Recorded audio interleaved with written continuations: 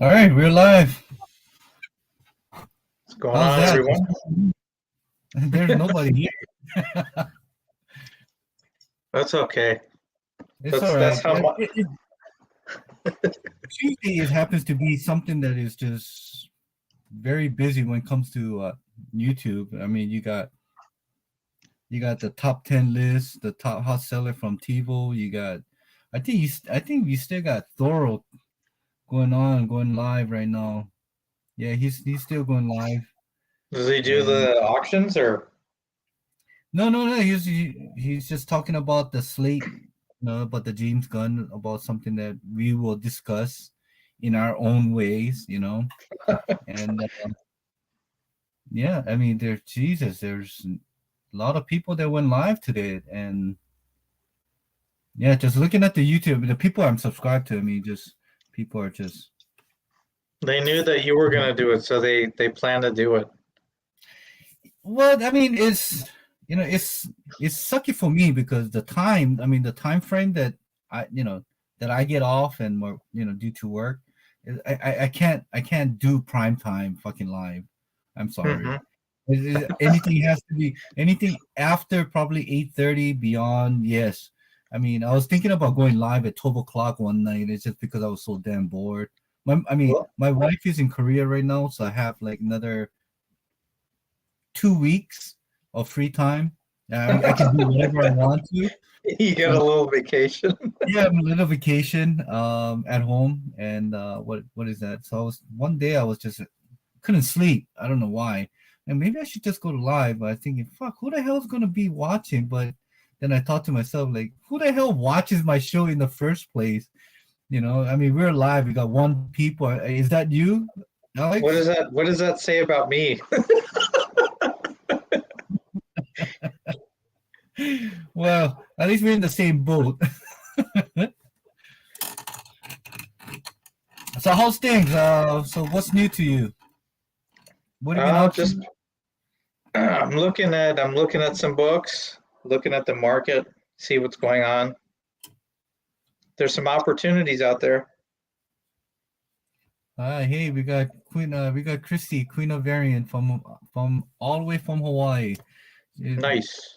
yeah, I think we only can catch the people from West Coast and Hawaii because Hawaii is like 3 hours behind, or was it 2 hours behind? So it's like 6:30 Something back like then. that. Yeah, and right now East Coast is at 11:30, close to midnight. So we probably won't catch them. So what's up, Christy? How you doing? You know what happens to me when I do a live stream? What? One person will show up and I'll say, "Oh, thank you for coming in," and then they'll leave. Wow. They don't even put a comment. No, they're just like, "Oh no, he knows I'm here." We're She said we're not bad, not bad. Good, good. Chrissy, it seems like you are just selling majority of your collection. So I mean, I hope everything's going well. And I think the last time I talked to you over Instagram, you said you sold what one, I think 3/4 of it already, or 3/4 that still needs to be sold. But it's kudos to you, man. I mean, just Was she selling since 2021 or just recently? no, she's been selling on Instagram for a while now. I mean, she's got a pretty good following. Okay. So yeah, it seems like as though she's wow. It's 2/3 now. Okay, okay. I got like how many boxes? I got four, two, four, six. I got about 11 short boxes of comic books. Wow, it's That you're 8 years. 8 years. looking to unload or what? Who, me? Yeah, you said you got 10 or 11 boxes. I got four short boxes of speculating book that didn't plan out. So What that about, I'm you know what what happened? what So funny because I had two copies of Booster Gold, number one, you had 9.8. I had, yeah. I sold them and a year ago for close to what I paid, and now the freaking series is announced. yeah, Yeah, it's weird. Hey, talk. You want to get into what James Gunn has? Yeah, yeah. Okay. I got to get this call, so you take over, all right? Oh my God. David throws it at me. So from what David explained, um, James Gunn, who I understand directed Guardians of the Galaxy, and I think he still did the third installment, is moving over to DC. And we're kind of discussing what that's going to mean for DC. I think it's going to be good because I enjoyed the two films that have come out so far. The third one's supposed to include um, a big character. Why can't I think of the name right now? I know that it's Fantastic 467. I don't know what David's doing. He's doing some crazy stuff. Yeah, we got All right. what? So Who is here that? I'm back. I'm sorry. No, it's okay. I Huh? carried you. Who's- Yeah, thanks. So James Gunn, he had announced his slate for DCU for the next 10 years. So uh, and here are some of the projects that is going to be in. So let's take one thing at a time, right? He said the first movie which is his writing, is written by James Gunn. It's going to be Superman Legacy. We'll follow Kal-El as his reconciles his extra extraterrestrial origin with his human family. So it seems like Nice. it's going back, right? It's going back. So it seems like No, I think his that's story good. is being retold.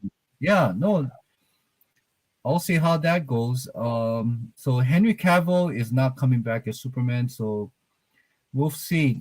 They haven't gotten any directors or any casting, or they haven't gotten any actors or actors that is locked in to play that certain character for this upcoming Superman Legacy movie that he's writing. So I hope that he's directing it, and that'll be pretty good. But I know, like I said, nothing. But that's just pretty much one of the slates for Superman Legacy. What do you think? You think this is going to be good, or I think James Gunn's got some pretty amazing creative abilities. He did well with the Guardians of the Galaxy series.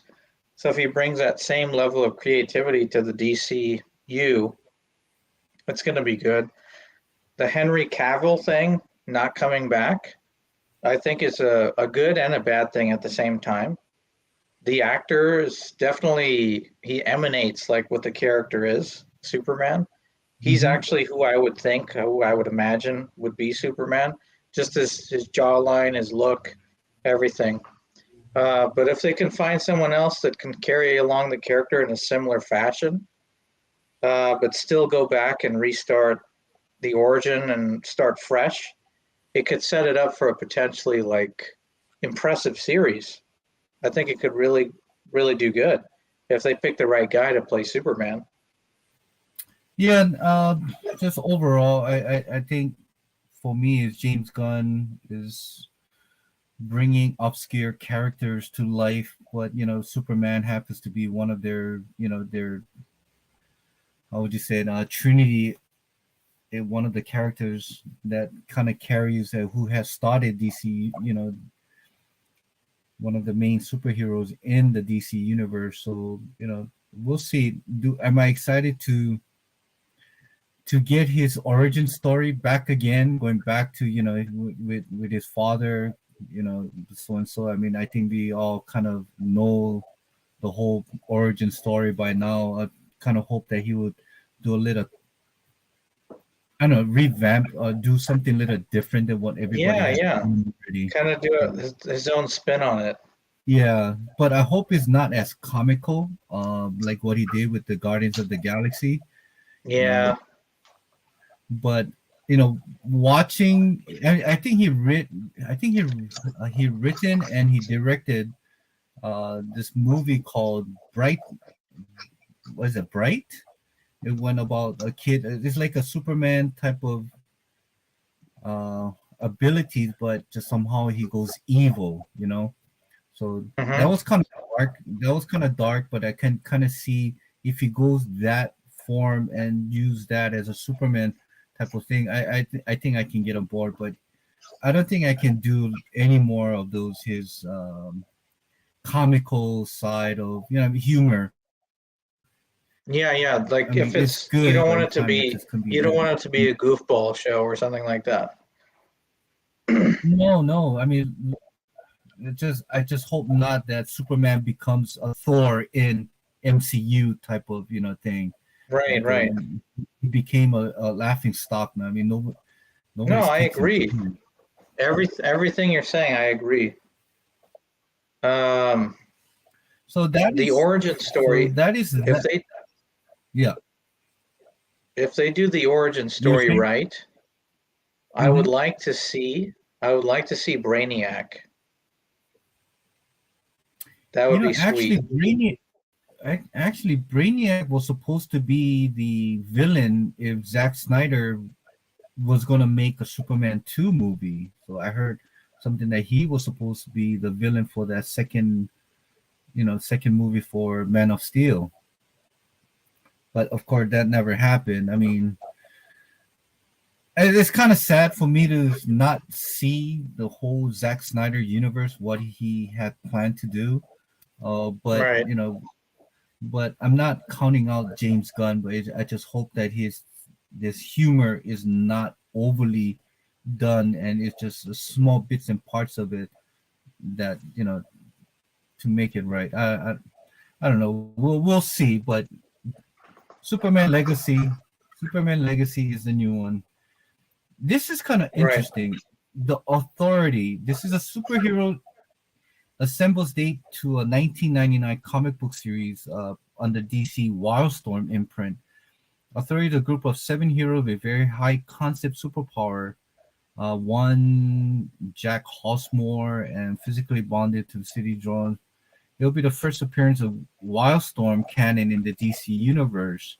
So that it's good that he's kind of having Jim Lee. I know that Wildstorm was part of the Jim Lee thing that he was doing with DC. So, do you know anything about this Authority? I have not heard. No, no, Okay, I haven't seen. I don't know anything about that. yeah, me neither. So, I mean, there's nothing that I can input of how I feel about this movie. But like I said, James Gunn are known for creating obscure characters, and like what he did with Guardians of the Galaxy with Marvel with MCU, and how he brought Peacemaker. Like, what? Peacemaker? What the hell knew about this guy? His character. I mean, he was created back in 1960 something, I think. Correct me if I'm wrong, but it goes all the way back to like late silver age, early bronze age type of character he brought in, and just somehow with the humor and kind of a dark side to DC universe, DCU, it worked. Did you So ever? I know there's like an age gap between us, but did you ever watch the Superman animated series from '97? no, actually, I was more into just somehow I was more into Batman and Beyond. Okay. Not Yeah, not so much into the Superman animated series. That the reason I mentioned the animated series is because throughout the series they'd bring in like these obscure characters like you're talking about, like Livewire. Uh, no, Ink was part of Batman Beyond, but there are all these like kind of side characters that are there, but they're still interesting. And if he brings in some of these characters, it'd be cool to see what he does with it. Yeah, I mean, I'm open. Like I said, we live in an era that we get to see this characters that we read on a comic book and we have watched as part of the animation in every Saturday morning, Sunday morning cartoon shows, and now it's becoming a live action. So I think I'm in a good place right now when it comes to superhero. People can be so judgmental about oh man, I didn't like this, I didn't like that, but I mean, come on, I mean, enjoy it while it lasts. and it's So just going to get better and better. And if you could we can bring talk. in, Yeah. go ahead, go ahead.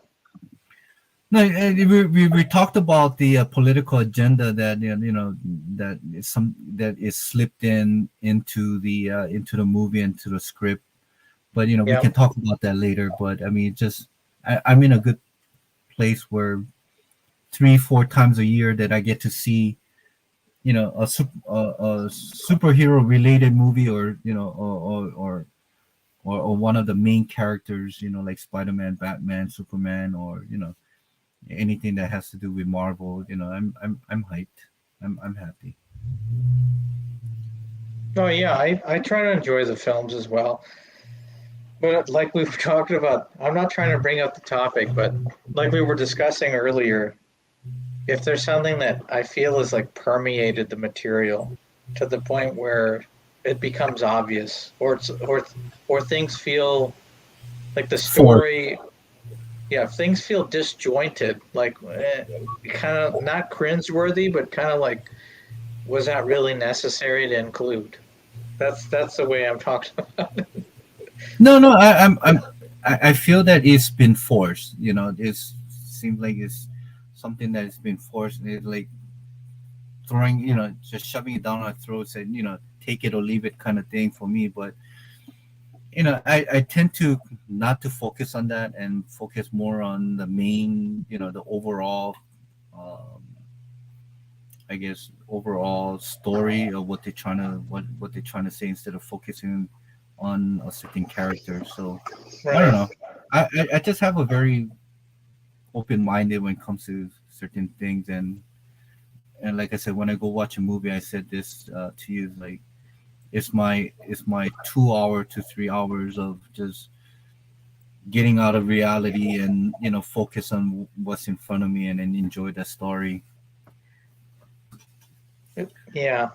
I get what you're saying. I don't want to say anything controversial.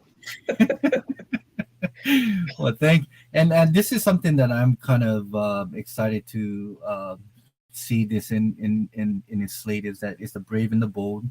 It's a Silver Age DC comic title that is about 15 years, and so it's a Batman and Robin crossover story with other DC characters. I'm kind of reading what he says. A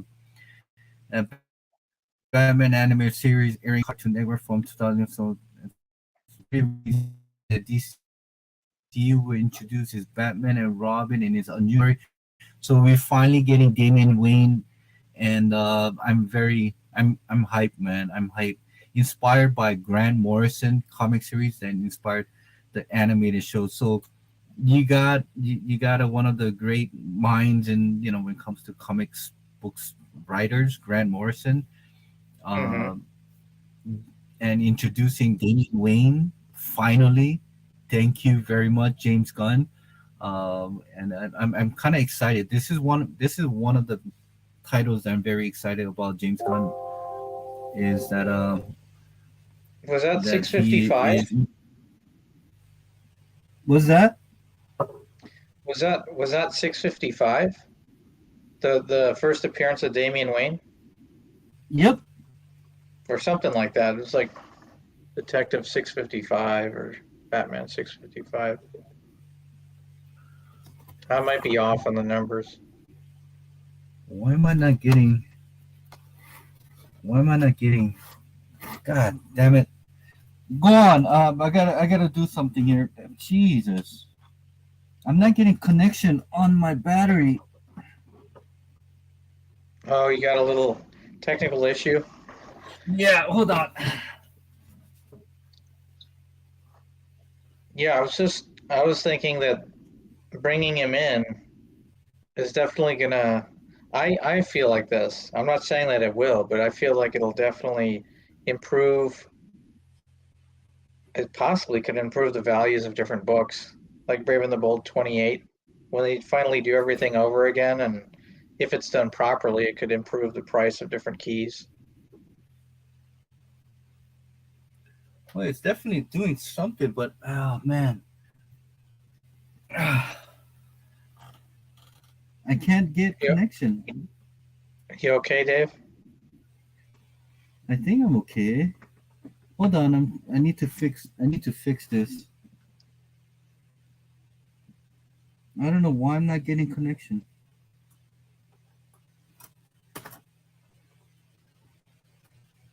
Is it the plug? No, it's not the. I don't know what it is. Like everything else, it's okay. I don't know why I'm not getting.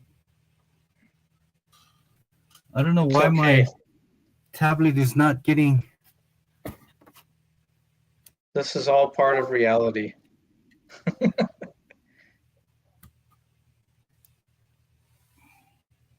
Yeah, just somehow it's not charging. I heard something beep.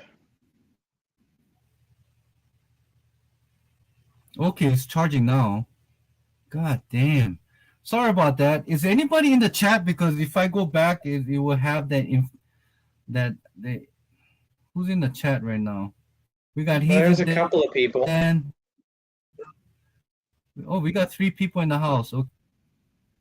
All right. Sorry, for me to not have that freaking black hole of screens. I got to get out and got to show this one here. So yeah, we're getting Damon Wayne. Yay! He's the okay, just to be clear, just to be clear, he's the son of Talia al Ghul and Bruce Wayne? Yep. Okay. Yeah, I wasn't sure. Yeah. You got Hazel Dan in here, I think. Yay, hey Hazel. How are you guys doing? Just minor difficulties right now. I don't know why it's not charging. Okay, it's charging now again. So okay, let me just. You got to change pick up the that first around. Brainiac before it's too late, Dave. No, I'm no, thank you. Let's go to the next one here. Supergirl, Woman of Tomorrow said that DC Stereo said this picture based on Tom King's award-winning comic story presents a Supergirl viewers are not used to see. So I didn't know Tom King worked on Supergirl. I don't like Tom King stuff. It there was this one indie title that he has done. I forgot. Sheriff of Babylon. I don't know if you read it or not, but it is based on a true story about this one military character that anyway somehow he's got connected to a drug cartel type of thing. Man, it was so long ago, but it was such a great read. I mean, it was a slow burn. So Tom King kind of reminds me of Michael Bendis style. It's a you build on the characters first, so it's a very slow burn at first, and after towards the end, you have this grand picture of what they trying to and that Sheriff of Babylon. If you haven't read it, I'll highly recommend reading it if you like Tom King. No. If you picked the wrong guy for Tom King. No, well, so like I said, everybody has their own taste of thing, but Tom King and that Sheriff of Babylon is one of the I don't know how many stories he had done, but that's one of the books that I read from him. Then when I heard that he was coming into DC Rebirth doing a Batman, I had to jump in it, and I thought he did pretty good, but just somehow when he did the Catwoman and whatchamacallit Batman getting married kind of thing, I knew somehow that wasn't gonna do well, and it happened that it didn't, and he fucked us everybody off, but not getting married. So well, that is that. So yeah, we're getting Supergirl and we're getting Swamp Thing. I don't know anything about Swamp Thing. Do you know anything about Swamp Thing, Alex?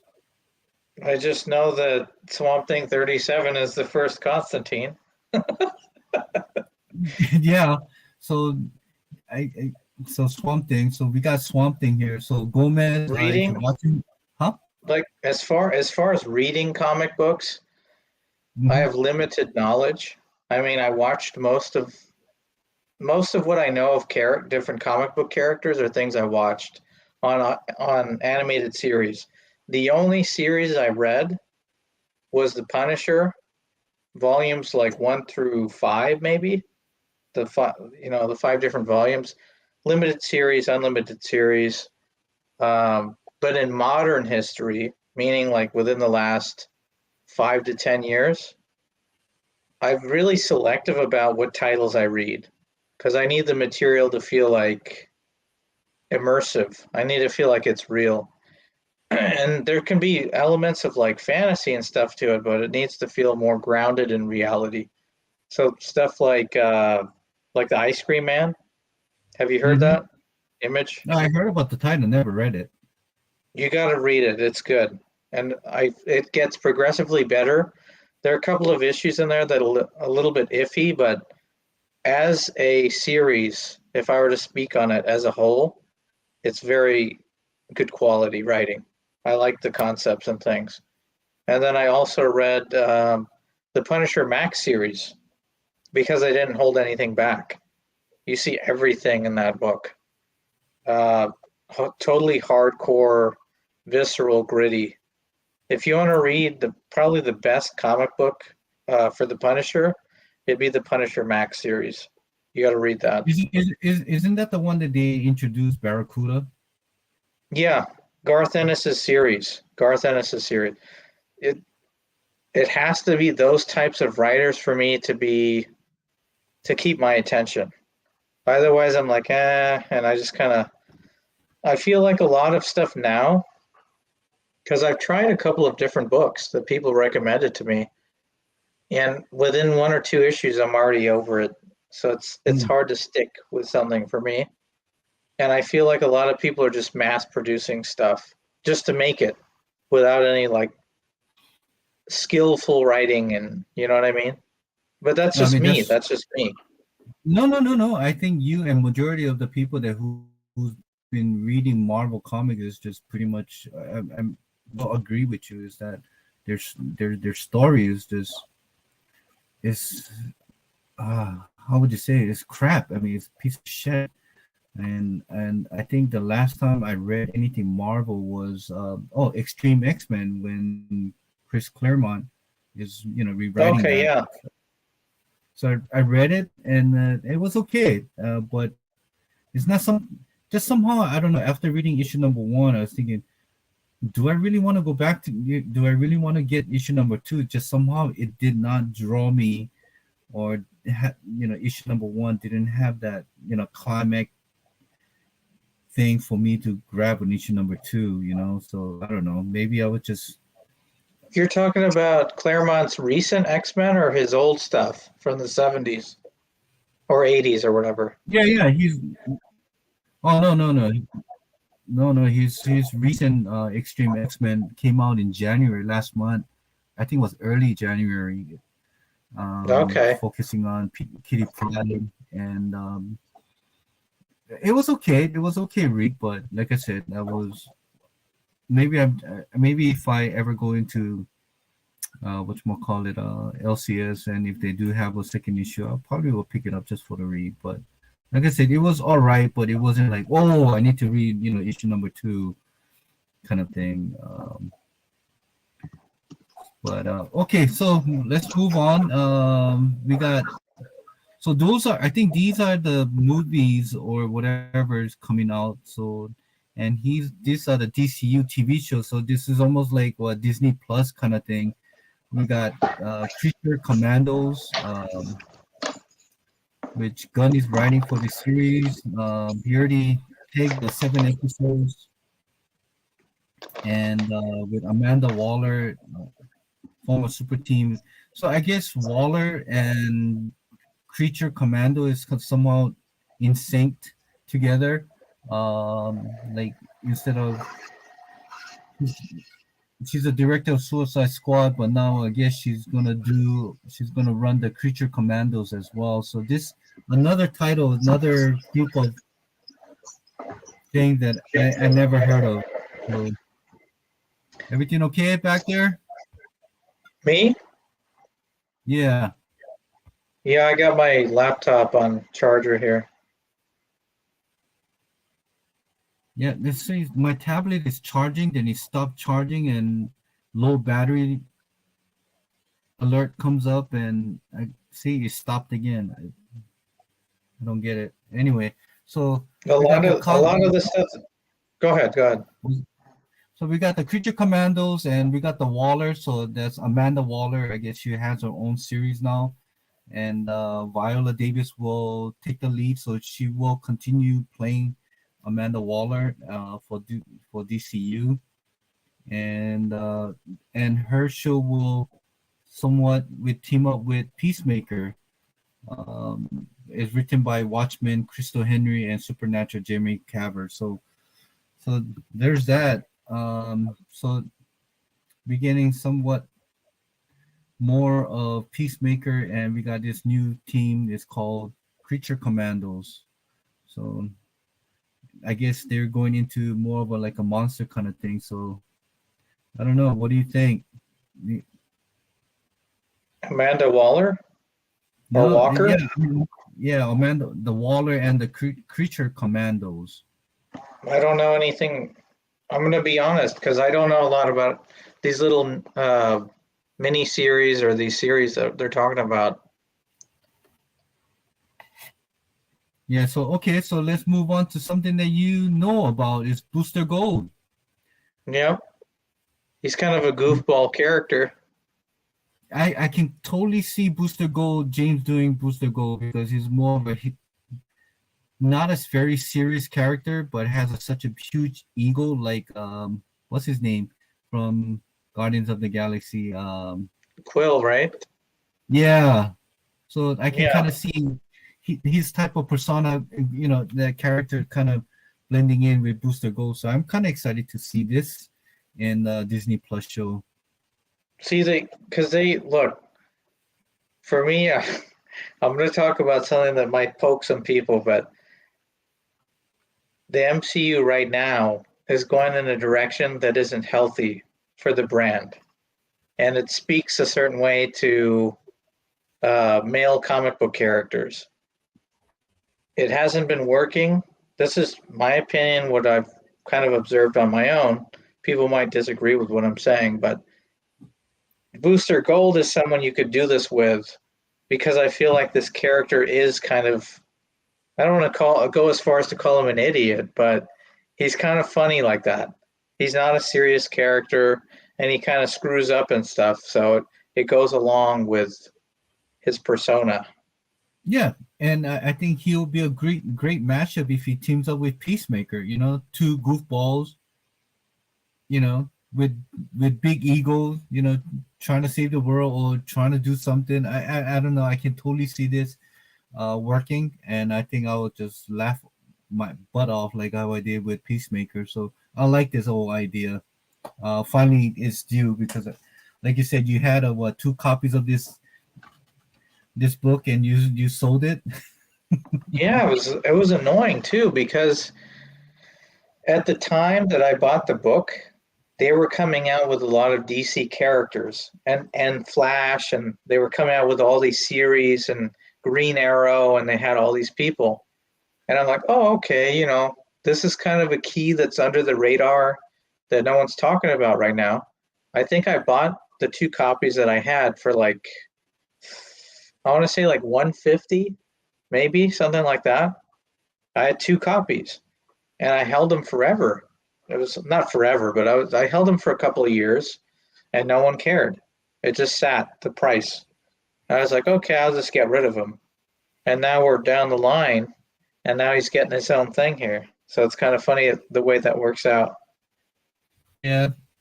Well, If you check eBay right now, there are people asking $1,000 for that book in a 9.8.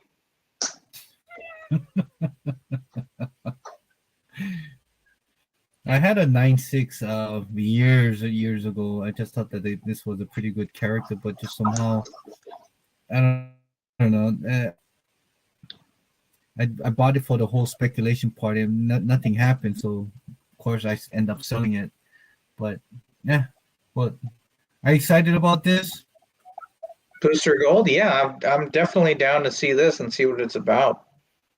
All right, so we're down to the last two titles. Is the Lantern. So it's a Green Lantern Corps. Has I think the main characters will be Hal Jordan and John Stewart. That'd be Perfect for buddy sweet. team up. Yeah, so DC Studio will be an enormous TV event series focused on two unraveling a dark. So it's almost like a detective type of kind of show where I guess I guess they will probably do within Earth and also you know how would you say it, in space kind of detective story. So I hope they bring Jessica Cruz into this, but we'll see. Okay.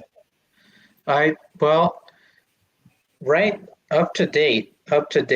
I don't know everything, so I'm going to ask you. Do you What's it? know if they have not used John Stewart in a live action thing yet, have they? No, no, they have Okay, not. so this is going to be good because John Stewart is the Green Lantern I grew up with, watching Justice League and everything. Yeah, I don't think they use John Stewart at all. I mean, start. I know he did a couple of animated movie with Hal Jordan, but I don't think for live action. I think this is the very first time, even for Hal Jordan. Well, Hal Jordan came out. Well, yeah, when what's his name? Who I played know you're Deadpool? talking about the guy that played Deadpool. Yeah, so it's not the first time, but yeah, for John Stewart, I think this will be his very first live action I feel making a debut. I feel a little sick. You, Maybe it's your California rule.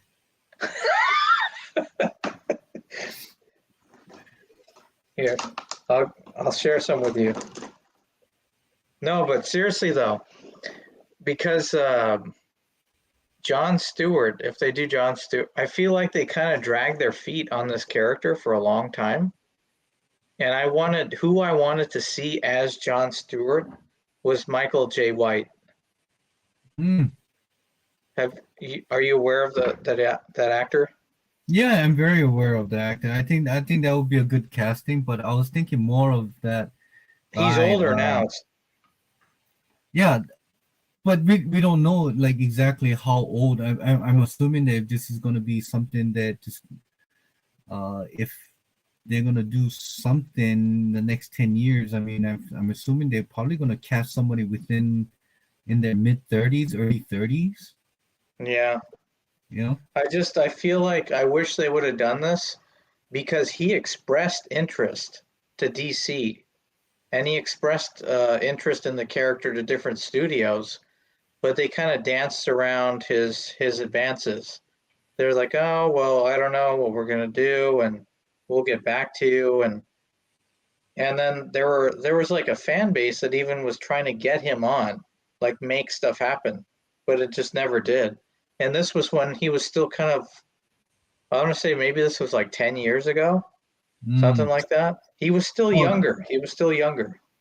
so it's about the same time when I guess Rock the Dwayne Johnson was cast for what Black Adam like 10, 15 years ago, you know?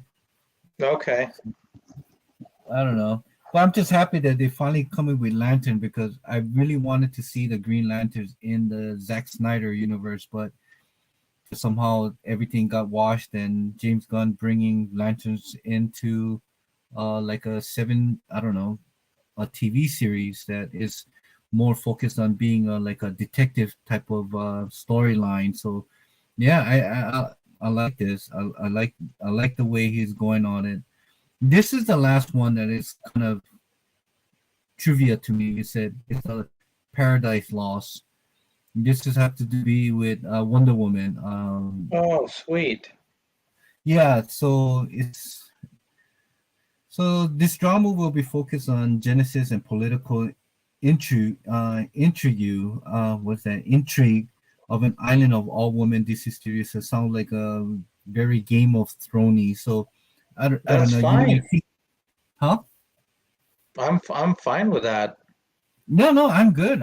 Anything to do with just woman, woman on woman. I'm all for it. If Woman on woman action. Yeah, I mean, at the same time, I mean, if it's going to be something like Game of Thrones, so it somewhat will be going back in time to ancient time or Greece time, right? So That'd I be love, sweet. yeah, and hopefully we'll get to see some dragons, and hopefully we'll get to see some, I don't know, The last few dinosaurs. you just mentioned, I'm definitely interested in seeing what happens. Yeah, so that is pretty much the whole slate for the next 10 years, and I'm pretty stoked. I can kind of see where he's going with this, but the authority, I don't know if that's going to be I don't know if this is the authority. I don't know if this one or the creature command. I think it's this one here already. I don't know if this is going to be a live action or if this is going to be an animated series that later to become somewhat a live action, but I don't know. So there's a slate. So we got Superman, we got the Authority, which I never heard of, the Brave and the Bold. We got finally getting Damian Wayne, and we got Supergirl. Okay, this is kind of we'll have to wait and see kind of thing. We got Swamp Thing. I know a lot of people within this comic book community love Swamp Thing, and I think who was it? Was it who wrote Swamp Thing? Was it? Would you know? I don't. I'm going to be honest. I don't. Oh God, it's tip of my tongue. I can't. I can look it up. Some kind of Jesus. I'm probably gonna butcher this name, so I'm not gonna say it. But is it Bryson? No, Bryson Winters something. Uh, I'm not gonna even try it. But so we got the Bernie Swamp Wrightson? Thing. Bernie Wrightson isn't is I think he's one of them. I think he Yeah, happens it to says Len Wein and Bernie Wrightson. see. Okay, Bernie Wrightson. And we got the Creature Commando, which I have no idea what that is. So we got the Waller. So we got Viola Davis back again. I liked her how she portrayed on the Waller. We got the Booster Gold. I think this is going to be a very funny show, just like Peacemaker. And we got the Lanterns, kind of dark detective side, and we got Paradise Lost, Wonder Woman. So predating, going back. So I think what everything he's doing is just going back in time and slowly bring back them to present time. So yeah, I like it. I like the ad. So that's that was fun, huh? Yeah, we got a little overview of the different things that are going to be coming Okay, up. there we go. Oh It's okay. You can breathe now, David. yeah, so I'm happy. Yay! Oh no, I'm sorry. It's like I had the reason I get tongue twisted many times, especially when I've lacked sleep because other day I slept at 3 in the morning. I had to get up at 7 to go to work, finish at 7. It's a 12-hour shift, and come home That's and prepare for this, which just somehow my sounds familiar. charging reason, but um, I get from you. Okay, cool. Yeah. Yeah, I got a package. Look, I got a package from you. Of course, I'm not gonna show you people. Yeah, I'm gonna unbox it right now if you don't mind. I'm kind of Go excited. I for it. wanted to do this yesterday and do a video, but I think okay, you're gonna be live today. You're gonna be on. Yeah, so All right. So this is an AOK box from Alex, Comic Galore. It's a huge box, so I'm kind of afraid what it could be, but at the same time, I'm kind of excited. It's like fucking Christmas in February. All right, we got Bubble Miller, Bubble, and holy shit!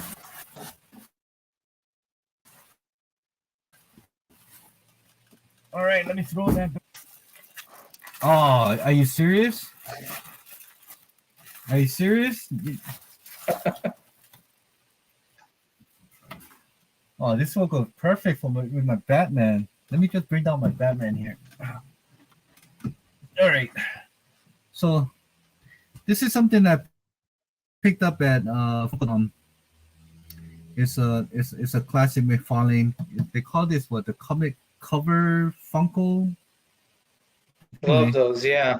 Oh, I got Neil Adams, the Joker. Fucking A. Thanks, brother. Yeah.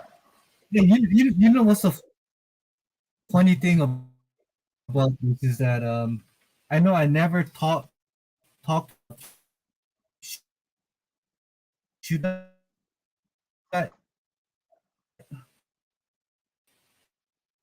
I think you're having you got some lag on your camera.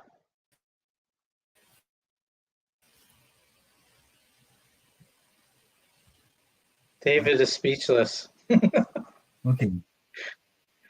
Yeah, no, it's just thank you. I was thinking about if I should get this or not, and you answered it for me, and thank you very much, man. I appreciate this. Oh yeah, no Wow. problem. This is fucking dope.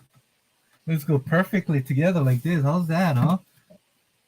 Batman and Joker. You got the set. Wow. Yeah, I got the set. Thanks, Alex. Fuck, man. It's pretty stoked. Yeah, no problem. Let me get this up there. All right. They gotta come out with 232 now. Oh no, I'm pretty much done when it comes to pops. I mean, when you're not able to sleep, I'm at the point where I'm on my eBay and I'm on my Funko. I'm on Nike.com. Same. And you know, my wife is probably gonna kill me, but I ordered like a couple of hoodies, couple of sweatpants, and I ordered a pair of Jordans. You gotta get her. What are those called? Jimmy Choo shoes? Oh no. One thing I love about my wife is that she likes high end things, but at the same time she tends to love just the basic things. Like if I get a pair of like Jordan, she'll love it. I mean, she wear the crap out of it. That's cool. Yeah, so her birthday is coming up. She's in, like I said, she's with her parents in another country, but I was thinking probably get her a couple of a pair of a matching sweat and hoodie with a nice Air Jordan. So and hope Nice. Yeah. So yeah, hey, thanks, man. I mean that looks Yeah, great don't worry in my about collection. Yeah, no. Thank you. Oh, all right. Was there any you want to talk about the market? Yeah, if you want. I want to, but I don't want to hold you up if you gotta get out of there or something. Like I said, nobody's here. Okay, cool. Nobody's here. We got David's 6 people in all the house. We got Chrissy. Thank you for sticking around. Hazel Dan. We got Tacoma Comics. A dude from my nearby place. Really cool guy. Ian, what's up? Dave. Yeah, I'm gonna go to ECCC. I'm gonna go see what's his name? Umberto Ramos. I know he's gonna be coming. Um, no, When I'm is not that? dropping any more. What? Emerald City Comic Con is coming in March. I think it was the March fourth or third, all the way through the fifth or something like that. Is So that yeah, is that something that you have to be lucky enough to get in, or you could just go? yeah. There's a lot of scalpers out there. If I don't get the tickets, or if I don't get my badge, I can just go there and just buy the badge from the scalpers in the front. No, but So does is this like an event that requires preparation, or you can kind of just wing it? no, nothing like San Diego Comic Con. Like there's no waiting, and you can go pretty much. Okay, Yeah, I'm just going there for one reason, and one reason is Humberto Ramos. I gotta have him do a commission piece for me on my nice. ultimate. Yeah, yeah. So Tacoma. Ian, if you're gonna go there on Sunday, yeah, let's work things out. Probably if not, then let me know. All right, so Market Watch. I have no slide, guys, so just gotta take our words for it. You gotta take Alex's word for it because he does have a GPA account that he can tell you. If there's certain books that you guys want to. It gives you, you know what GPA does? It gives you a rough idea of what the values are, because people could still manipulate stuff. They could still Yeah, sell a book. They could sell a book to their friend, and then you see someone's video the next week saying, "Oh my God, this shot up 500%," but it's only one sale. You know what I'm saying? But yeah, I got the GPA, and then a little trick I like to use. I don't know if David uses the same thing. Uh, I you've don't have have you a used GPA. So have you used Watch Count? I don't use any app. The only thing Okay, that I go by this is is not an app. It's a free website you can use. I'm gonna send you the link again. Are you ready? yeah, And then you could see if you could bring it up. Don't worry, it's not porn. yeah, I don't mind.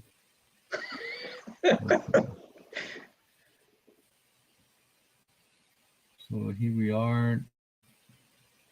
All right, so okay.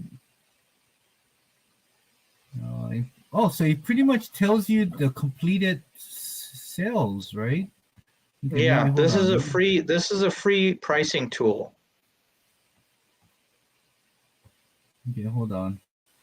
Oh, what's up, So what Daryl? I He's got like, freaking issues in the house. So let me get this thing. Hold on. Like I'm not tech savvy, so hold on. I'm gotta do this here. Boom, boom, and share. Okay, can you see it, it's look okay, yeah, I see it up there. Alex? Yep. Okay, So so type in this is called. whatever book you can think of, and then you can see the recent sales. All right.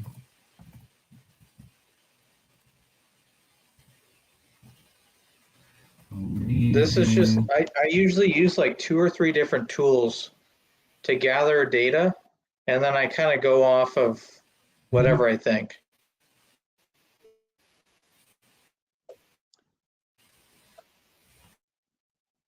The main thing is you got to look at the trend lines too, long term. If something deviates from a certain pattern, let's see. Wow, look at that. Amazing fantasy, right?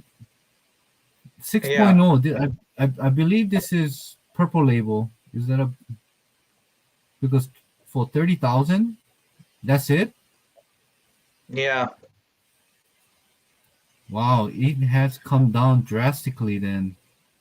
yeah. There's stuff that's coming down Wow, look at that. now. Now 4.0 for again, 15,000? Jesus, on an which one auction?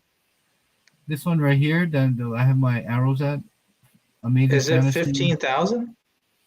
Yeah, 15,400. You know, Is it 4.0. restored? Let's click on that. If that's restored, then it makes sense. But if it's not, let's see. Click on Can you the see it? image. Yeah, click on the image though too. Click on the book. Yeah. Trying to get to the original. What are we looking at? Because are we looking at that? Scroll down. Wait. Hold on. Yeah, scroll down and it'll show you the original ad.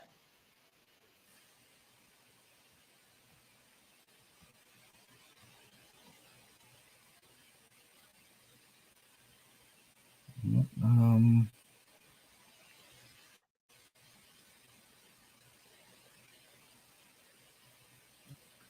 I think this is It is Purple restored. Label. Okay, so I'm going to Yeah, it share is something with restored. you. I'm going to share something with you. So on books What's up? like that, it depends on what type of restoration it is. That'll determine what price it is too, because if it's minimal restoration and it's done with professional materials, like they use archival quality restoration materials. So you got like a professional guy in a studio using archival paint to touch up a book, and it's minimal. Restored books like that still demand high price, high values. But if you've got a book that's chopped up and an amateur did it and it's all ugly, then those are not going to really go for that much. It's going that the type of restoration determines the price.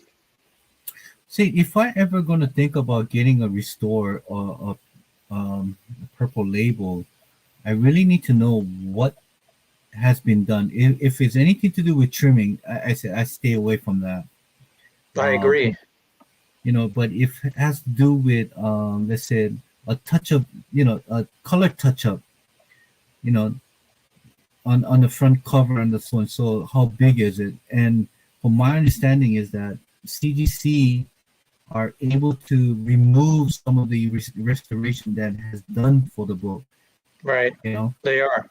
so let's say So if I got that 4.5, but it's a minimal touch up of colors on the what you call on the cover, then I would ask them if it's I would send them and I don't know. I probably would ask them to remove all restoration, even though I'll get a I don't know 1.8 or 2.0 back. I think I that's a prefer lot of that. people look for that, like what you're talking about. They'll buy like a 4.0 that's restored, but with like professional restoration. I think I could be wrong. I don't want to say I know this 100%. I think A1, like when you look under the restoration, and if it says A1, I think Mm-hmm. that means it's professionally restored, and the number one indicates that the restoration is minimal, meaning it's either 1 square inch of space on the cover or Mm-hmm. less, something like that. Interesting. Interesting.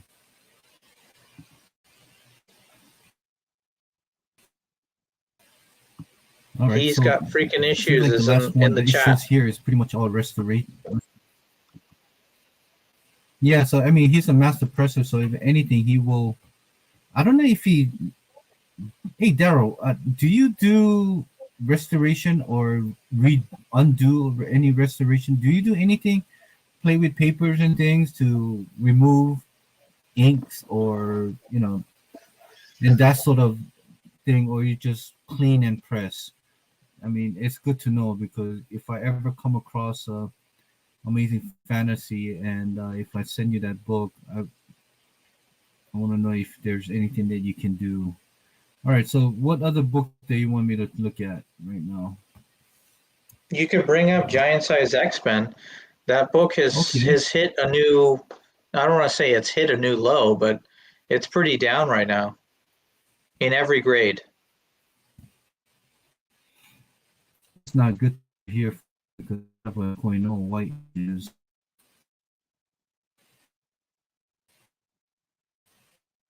Let's see. $250, which is not bad. I don't mind, but this is white page to off-white to white pages. I got this book for what for $1,000 raw, and got it pressed and clean, came back at 8.0, so I'm very happy with that. What else we got here? Um,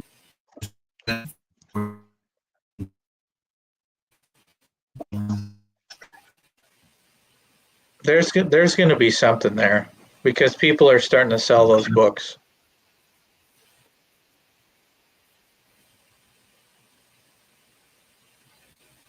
It's pretty much facsimile. Here it is, 9.2. Yeah, white pages, 7,200, close to 73. Was an auction. It's low. It's low right now. No, but nobody bought it. It's an auction. There was no bid. It was unsold. Okay. You have to look until you see the green where it says sold there. Yeah. Starting to. Okay, well, here it is. No, that's facsimile. Facsimile we don't want. Here it is. Oh, nope, that's another facsimile.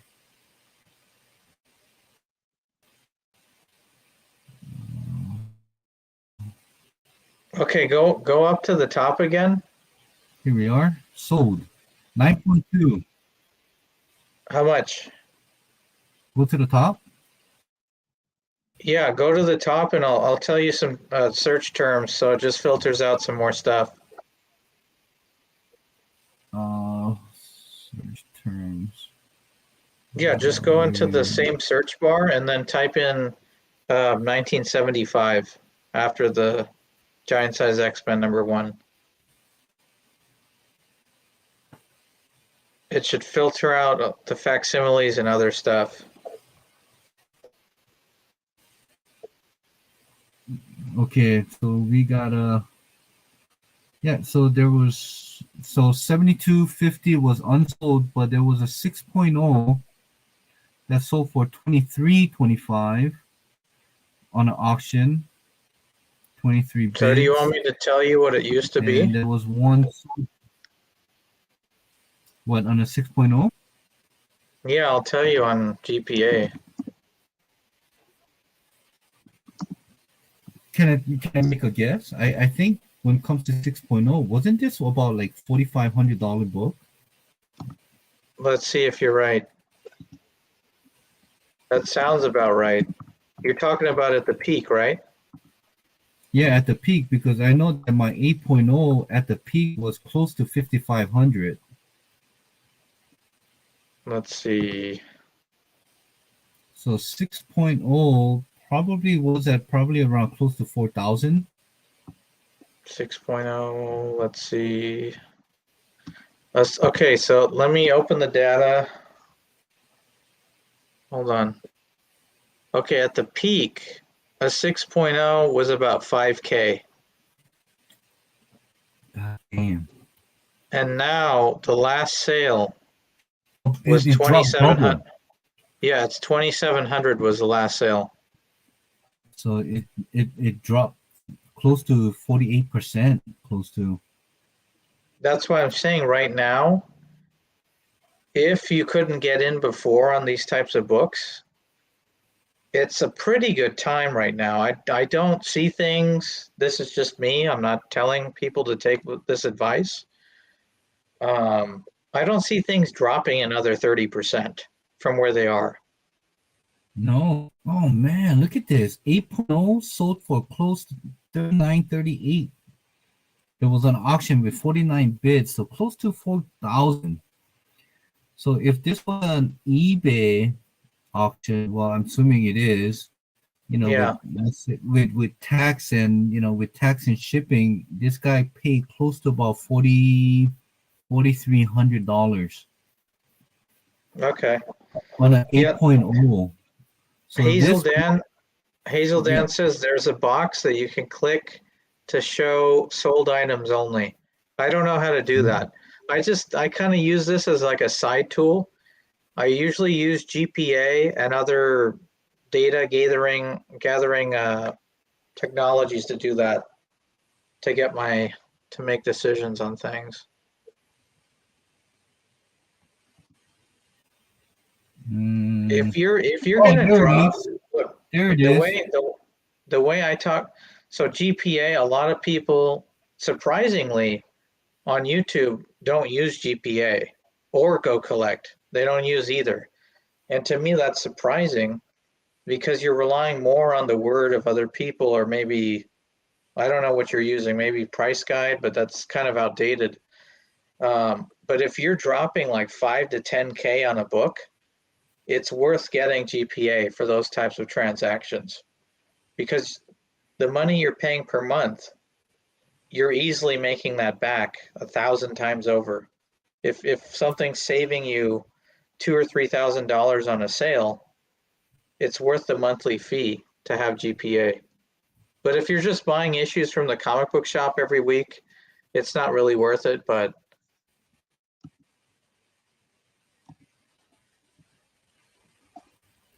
So let's see on a Ultimate Fallout. You know what? I'm just gonna go with the variant.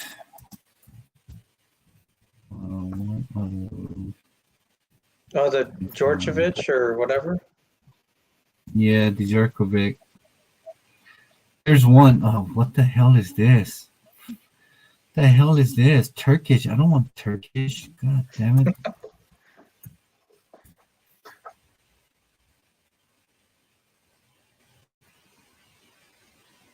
Yeah. Okay, so all David, I'm getting- I have to warn you. I have to warn you about watch count. Watch count is good, but it's only good as like a supplemental thing to like GPA or an actual service that gives you fair market values. Well, yeah. I mean, but it still gives me. It gives you a rough idea. It gives you a rough idea. Because some people have manipulated watch count a little bit. What they'll do, and this happened probably at the peak when stuff was selling really, really high. Mhm. Hulk 180, I have a Hulk 181 and a 9.2, right? Mm-hmm. And that 9.2? book, yeah, I have a 9.2. Damn, man. And Gee. that book at one time was approaching 20K at one time. And there was a concerted effort to devalue that book on watch count. There were people selling 9.2s to one another for like $500. So that the data gathered from watch count would be taken and allocated to GPA's data gathering. So it would it would like bring down the average of that book in that grade. But no one's going to be selling a 9.2 for $500 to someone. That's ridiculous. So you kind of have to weed through the misinformation when you use watch count. All right, so here we are. First print 2000. Well, at least still said 2000. We got that freaking acetate thing sold for 800. I can't believe people are still fucking paying this kind of movie for this dumbass. But that's just my opinion. To me, that's a dumbass. No, I agree. I think it was a scam, dude. Second print is at 200. Wow. So it seems as though first print on that Ultimate Fallout is still holding strong at 2000. And I then sold you got the mine second print. Yeah, I sold my copies at 3,000. Well, I gave all my copies away. How's that, huh? I remember you were telling that story in another chat one time. Yeah, I mean, I was giving away that Miles Morales, that Fiona Staple variant, and this one here, Ultimate Fallout, the first print, to people, and just saying thank you for being supportive, and this is a character that I believe in. And the Walking Jedi, I I don't know what happened, but I gave him, and he finally got it graded. It came back as a 9.2, and he put it on auction, and he made a record sale for that grade. He sold it for little over $1,000. Do those same When it's people you do those same people you gave those books to still talk to you? Yeah, yeah, Okay. yeah. Oh, not in a regular basis, like talk to each other, but if I do have their numbers, so if I do reach out to them, I'm sure they will pick up the phone and say what's up. But I'm so bad at calling people. I think there was a couple of people that I no longer know where they are. This one guy, his name was JP. He did like every Tuesday or every morning. Um, they recap the new comic book day, and I gave him the Ultimate Fallout. I think Drescher was one of them. I mean, really cool guy, but I'm sure if I reach out to him, time to time on the phone, on Instagram, text each other, and I do ask him for a couple of things, and he does give me his feedback on what he thinks. So, and yeah, I mean, overall, I mean, I don't regret it. But at the time when I had all these books, I mean, I was getting it for like $5 to $10 pop. So like at one time I had like about 15 copies of this. That's crazy. I bought it when it was already relatively expensive. I bought my copies when they were like, I want to say like 350 to $400. Raw. No, I bought 9.8s. I bought like Hmm. 5. Yeah, so you did good. And then I dumped them. Well, you did good because look at now. You say you dumped it for 3 grand. Now is averaging about close to 2 grand. And I'm scrolling here. I mean, in the signature series, and somehow signature series is getting trashed right now because I can't sell my Ultimate Fallout, right? Here's the I thing. mean, Here's the thing. What do you want to sell it to get? to get money. You just want the money. You don't want to buy another book. If I do get, let's say, if I do sell it and I get, let's say, about the least, I was thinking probably will get about 8,000 for it with fees and everything. Okay.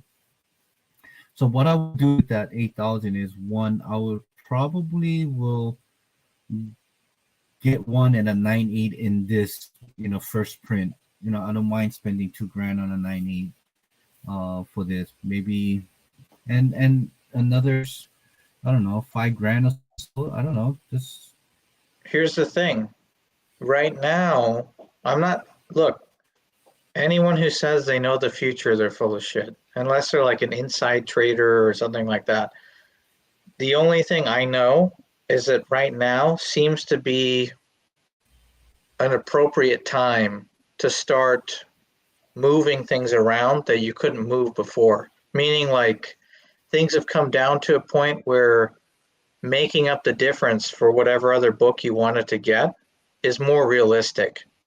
So at yeah. one If time if if that if you're saying at one time or what? yeah, at one time I was thinking about picking up what book was that? I was thinking of upgrading a book, but the price gap between the Mhm. copy I have and the next grade was too big because I was worried if I sold mine I wouldn't be able to make up the difference for the next upgrade. I think now is the time if you ever want to upgrade or transition or trade, it's good because everything's lower. Yeah, if that is the case, then I probably would want to buy back my 188, probably in a so 6.0. Wow. So this has gone back up again. 6? Yeah, 6.0. But this is white page, so let's try 6.0. Here we are, 5,100. Wait, it wasn't 6.0. Mine was, yeah, mine was a 6.0 because I got it at 4.0. Okay. So 5,000, 5,000, Well, 4,000. let me go on GPA and see what a 6.0 Hulk 181 was at the peak. Wow. At the peak, I believe was about close to about 5,800. I don't think he ever hit 6,000. Let me see. A 6, right? Yeah, 6.0, off white to white pages. Well, the last sale on here is showing 39.54. The last sold. Yeah, the last copy recorded on GPA.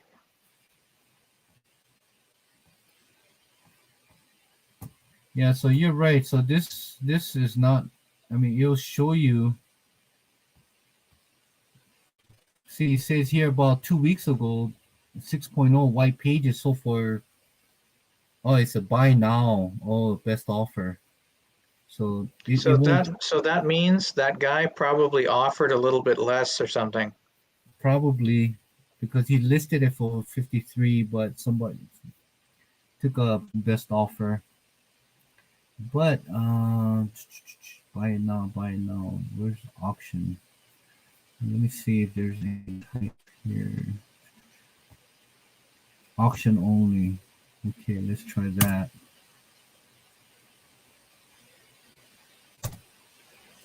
I think you have to hit show me. Oh,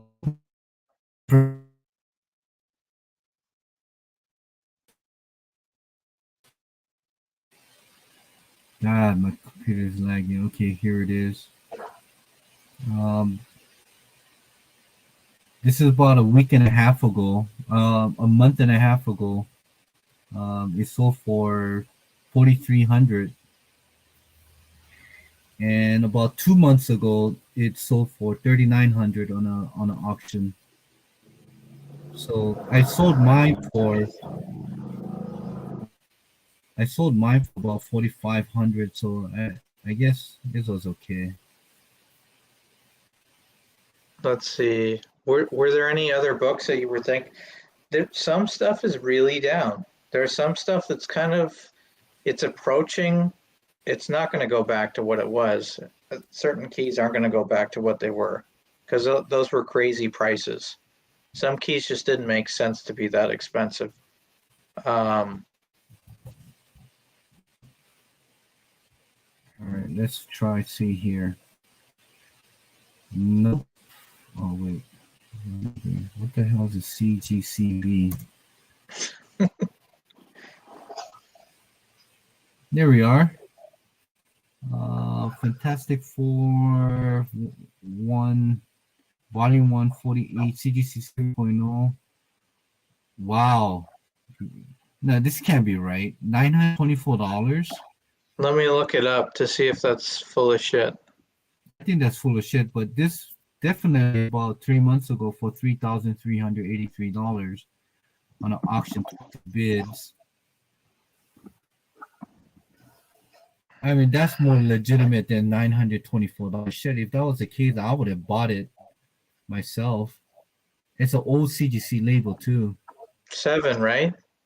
Yeah, 7.0. Okay, it's the last sale for a 7.0 was 3,500.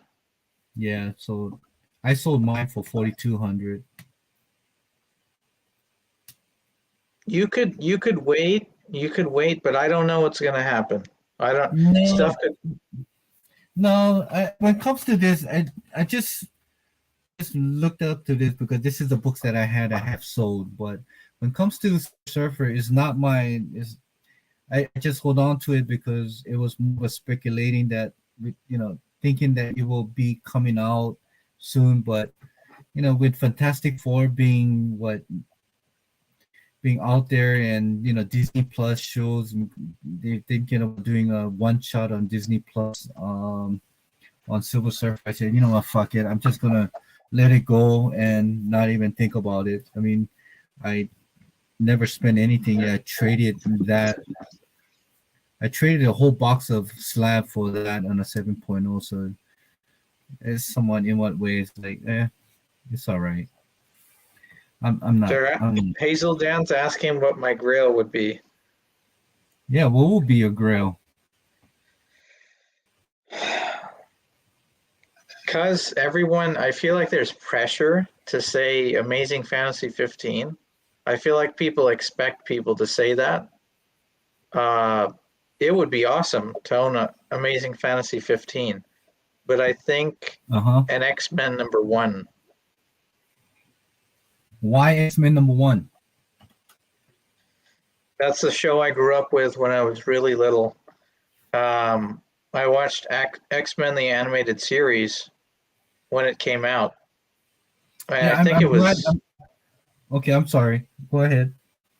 Yeah, I don't know what year it was. I think it was like mid 90s at least. It was, I believe it was the early 90s. I think it was 92, 93, 94. Okay, yeah. Then that's the first series I watched, and I loved that X-Men series. So that's a book that I would definitely want to get. To me, I never connected at that level with Spider-Man. Batman I did, but there's no way in hell. David, okay, are you ready? Yeah. So Hazel Dan's still in the chat, so I want these guys to hear me too. So I was in a Heritage Auctions signature auction, and I had set aside some good money to bid on a book. Mm-hmm. And the book was, and this was purely for investment purposes. It was not because I liked the character, but it was not a PC book. It was a book to get it, hold it for probably like 4 or 5 years, and then sell it. And that was More Fun Comics, issue 55, I believe it's issue 55. The first appearance of, why can't I think of his name? He's like Dr. Fate. And it was in a high grade. I think it was like a 9.0. And I had budgeted for that book. I had prepared and I had some serious money sitting by to bid on that thing. And it just kept getting higher and higher. I think my highest bid on that book was like $50K. Holy crap. And the bid went up to like 75,000 or something like that. And yeah, I couldn't go up that. But I had strategically waited and kind of moved some stuff around because I wanted to grab that book and then flip it maybe later on for like 150 or something. I know that's like a huge people like that's a crazy gamble, but that was something I wanted to do, but I was outbid. The second book that I tried to bid on was a Batman #1. It was a 6.0 restored, but it was the professional restoration. It wasn't trimmed or anything. And I tried to hit that book, and that book still went over. I think it wound up finishing at about 90,000. Jeez. But if there was ever a time that I was going to get a Batman #1, if it was at all possible, it was only that one moment. Because I don't think that's ever going to happen to where I have the resources and the timing right. I just didn't have, I was a little bit off. I couldn't do it. Yeah, I was trying to grab that Batman #1, and I was willing to accept the sacrifice of the books I'd have to sell to get it, because then that would be like, after that I wouldn't, not to say I wouldn't care to get any more books, but if I had a Batman #1, that would be insane, because Batman, the animated series, was the one that I grew up with. And then the second series I watched before that or the first one I watched was X-Men. But I think Batman I had more of a connection with that series. I liked it. But dude, those books are out. I think at this point it's done. I had one chance and that was it. Because I think a 1.8 recently sold for like 120K. But going back, what you said is, I mean, those are just big boy books. I mean, I don't think I would ever spend. Well, I wouldn't say never, but I would never imagine, you know, spending, I don't know, $90,000 on a book or things like that. But here it is. But here's the thing: nostalgia. The things that we grew up, it's a motherfucker because Mhm. because the reason I love Spider-Man because when I came here when I immigrated when I was 8 years old, I watched a lot of Sesame Street, and there was right after Sesame Street there was Electric Company, and there was a segment on Electric Company that they did a smaller. They had a Spider-Man thing. I mean, he didn't talk or anything, but there was a part where Spider-Man, the skit that had, and I thinking, God, that something about the character just somehow it I connected, and I did more research on it. Then I thinking, fuck, okay, this is my character. This is my superhero, Spider-Man. I read I read about his origin, about who he is, what he is. He's just a kid with just came out with the superpower, and everything that he did, he thought that he did right, just somehow backfires on him, and it just somehow it happens to be my life story. Is like I thought I did something right, but just somehow it backfires on me. I Right. think, and I think this is my character. This is who I am. So that's why Spider-Man and AF-15 is my ultimate grail. You know, and it's not because it's all because of nostalgia. It's because of the Electric Company that I saw when I was 8 years old, and just somehow that character resonated and did some research, and I was thinking, wow, this is me. If I was a Spider-Man, I would fuck everything up. I mean, I would try my best to do the best that I think it would be, but it's just to a point where it would just backfire on me, and I wouldn't know what to do. But every day I would go through that grind just to make it right. But it just somehow the character is just fucking just awesome. And That's that's cool.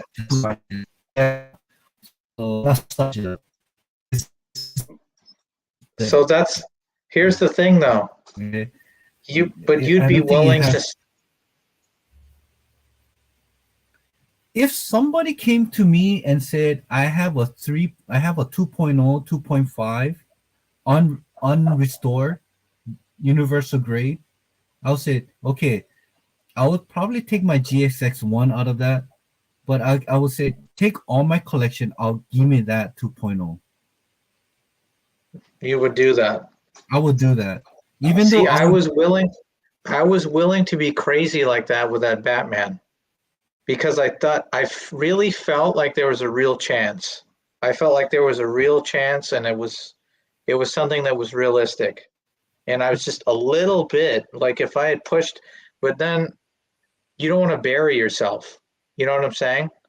You don't want to bury yourself and go, oh my God, I got to come up with this money. And I had enough within my means at the time, but I've just accepted the reality. but don't ever give up that dream. I mean, that's the thing. I mean, if that is your ultimate I mean, if that's your ultimate grail out of all grail that probably put you on the side, so saying, you know what, I never have to buy another comic book again, and I'll be so content with this one book. Don't give it. I would say to anyone, 7 people who's watching this show is like, if there's an ultimate book for you to have, go and I mean, not go and get it now, but I'm just saying it. Don't give up. You know what? Part of the problem is not necessarily that you don't have them. All right, I'm not gonna be a dick. I'm gonna be fair. Be a dick. But, be a dick. Just all right. Be a dick. Okay, I'm gonna tell you something. Okay, so I do like firearms stuff, right? I was a firearms instructor, and I go to the range and I have like some stuff that I go and play with, little toys and stuff. When I started working in sales, I worked at a gun shop and I didn't make a lot of money. It was minimum wage. And there were guns in the shop that were expensive. That were like $2,000, $1,500, $500. God And when you're damn. working minimum wage, buying stuff like that is not really realistic. But it is if you're willing to sacrifice in order to get it. So what I would do, I wouldn't eat, I wouldn't go to the movies, I wouldn't spend money on anything. I'd basically set aside a big chunk of my paycheck just to get that one item. And it might take me like 3 or 4 months to collect the money to do it. But then I would go out and buy it. I'd buy like $1,000 1911, which is a really cool gun. You should check. I like firearms and stuff, but I know this isn't a firearms channel or anything like that, but I got my first Kimber like that. And people would ask me, they're like, what? You're 21 years old. How do you afford $1,000 1911? It's sacrifice. You work for the money, but you have to sacrifice going out and doing everything. Because if you add up all those little charges over the month, like you go out, okay, I want this, $20 for this. And most of it's crap. The things that I don't want to like insult anyone, but even what I used to buy, meaning when I was younger, it was mostly disposable stuff that would become obsolete, like electronics. You don't need the latest headphones, right? You need $90 headphones. You could sacrifice it and save the money. And then when you start to make more money, you start to save more. And then you can pick up bigger books like that. But you can't go every week to the comic book shop and have a pull list of like 30 different titles. Dude, that's a lot of money. If you add it up, you're spending like $200 or $300 on new comic books every month. You don't have to tell me about that. When I first started back into comic book again, I got like pretty much every title that DC Rebirth was coming out with, and I would just grab cover A and cover B because they didn't have incentive back then. So I mean, yeah, every week I was spending $35, $40 depending, and then Civil War Part 2 came out, and I mean you really need to be very specific about what books you want to get, what will matter to you. But everybody will make that mistake. It's a beginner's mistake. It's a beginner, if you're first time coming to comic book, you will start reading at first. That's what I started as reading. Then after 6 months back, you got like 3 short boxes of books and thinking, all right, it's time for me to sell. Then you realize you can't get rid of it, not even for $1. Right. You got to go to 50 cents. Yeah. Then it hits you and say, okay, that's when you say, where's the monetary value for this? And this is just for me.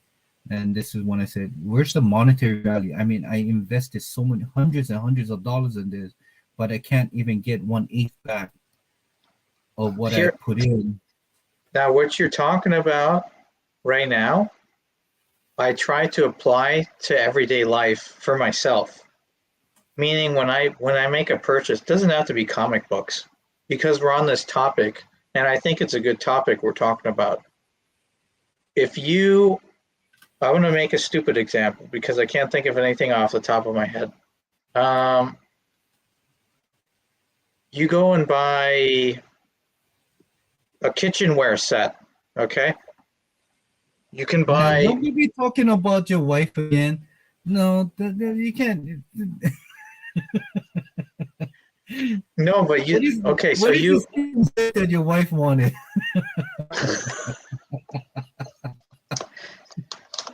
No, but you look. When you start to realize that buying quality saves you more money than buying a bunch of cheap crap, it actually does. In the end, when you buy one quality cookware set that can last 50 years, that's a lot less than buying a bunch of stuff that breaks and bends and the plastic melts off and all this weird shit. You start to understand to invest in things that you buy rather than just buy it. Does that make sense? It makes total sense. And then I'll give you an example why I'm agreeing with you is that, I've been with my wife for 3 years now. And within the 3 years, she loves to cook. I mean, she loves to cook. I mean, she's home pretty much at the first like year and a half. Then when she moved in, she cooked every day. So she would go through frying pans like paper towel, because she would scuff it up and so and so. And then she purchased a frying pan set that cost $350. So you get three frying pan. Yeah, you get 3 frying pan for $350. And I was just, to me, like, what the hell what the hell did you do? What do we need to? And guess what?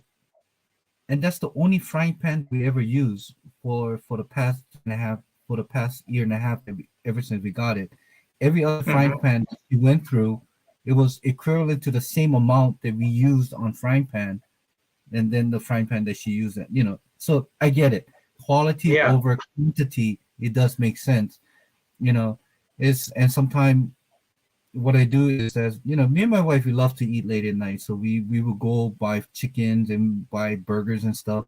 So I say, hey, you know what? Let's cut this down for about 2 weeks or so, and let's treat ourselves once a month to go out and have a steak dinner, or have a seafood dinner like lobsters and so.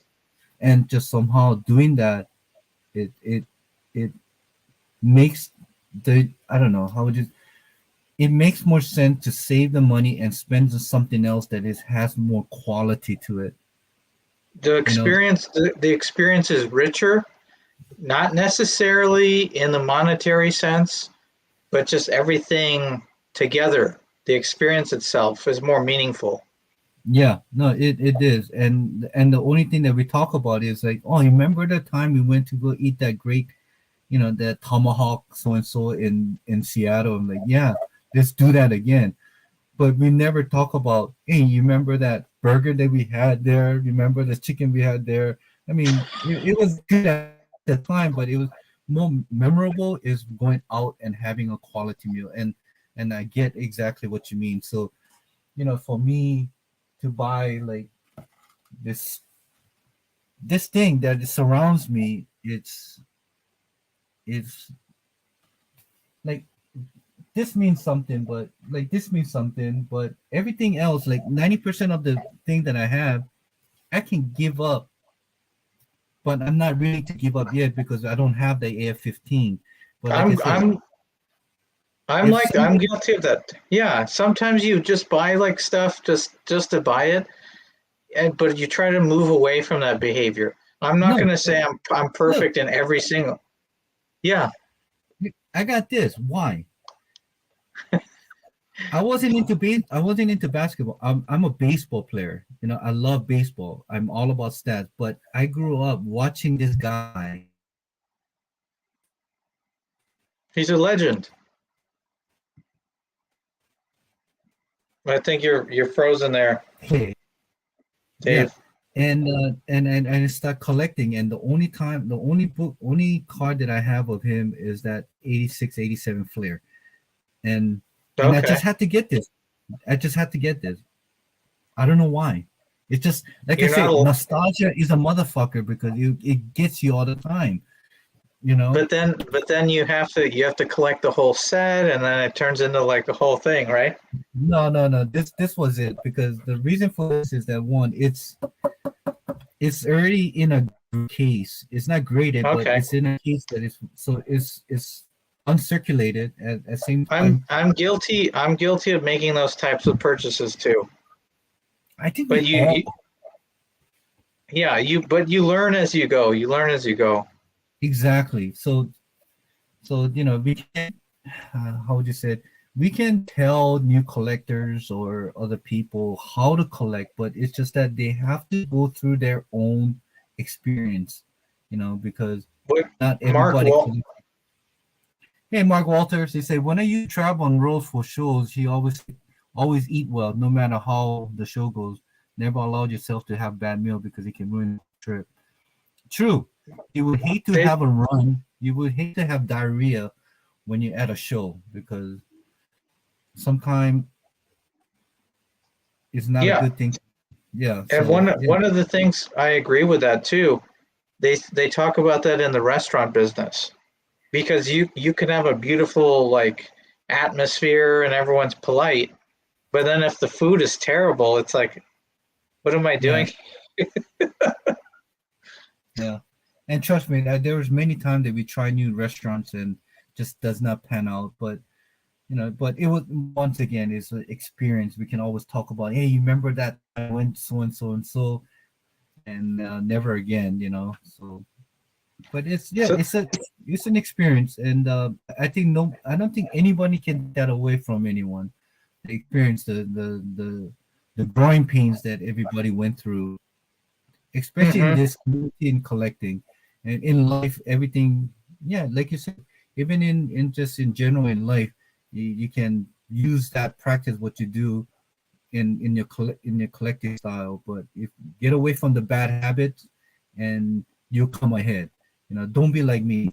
You know, like you know, do I need to have these books? No, I don't. But I got it. Why? Because it's just somehow it's a habit for me. Oh, it's but a but then here's the thing too, because sometimes I'll watch. There's channels out there dedicated to the latest trends, the latest books that are out.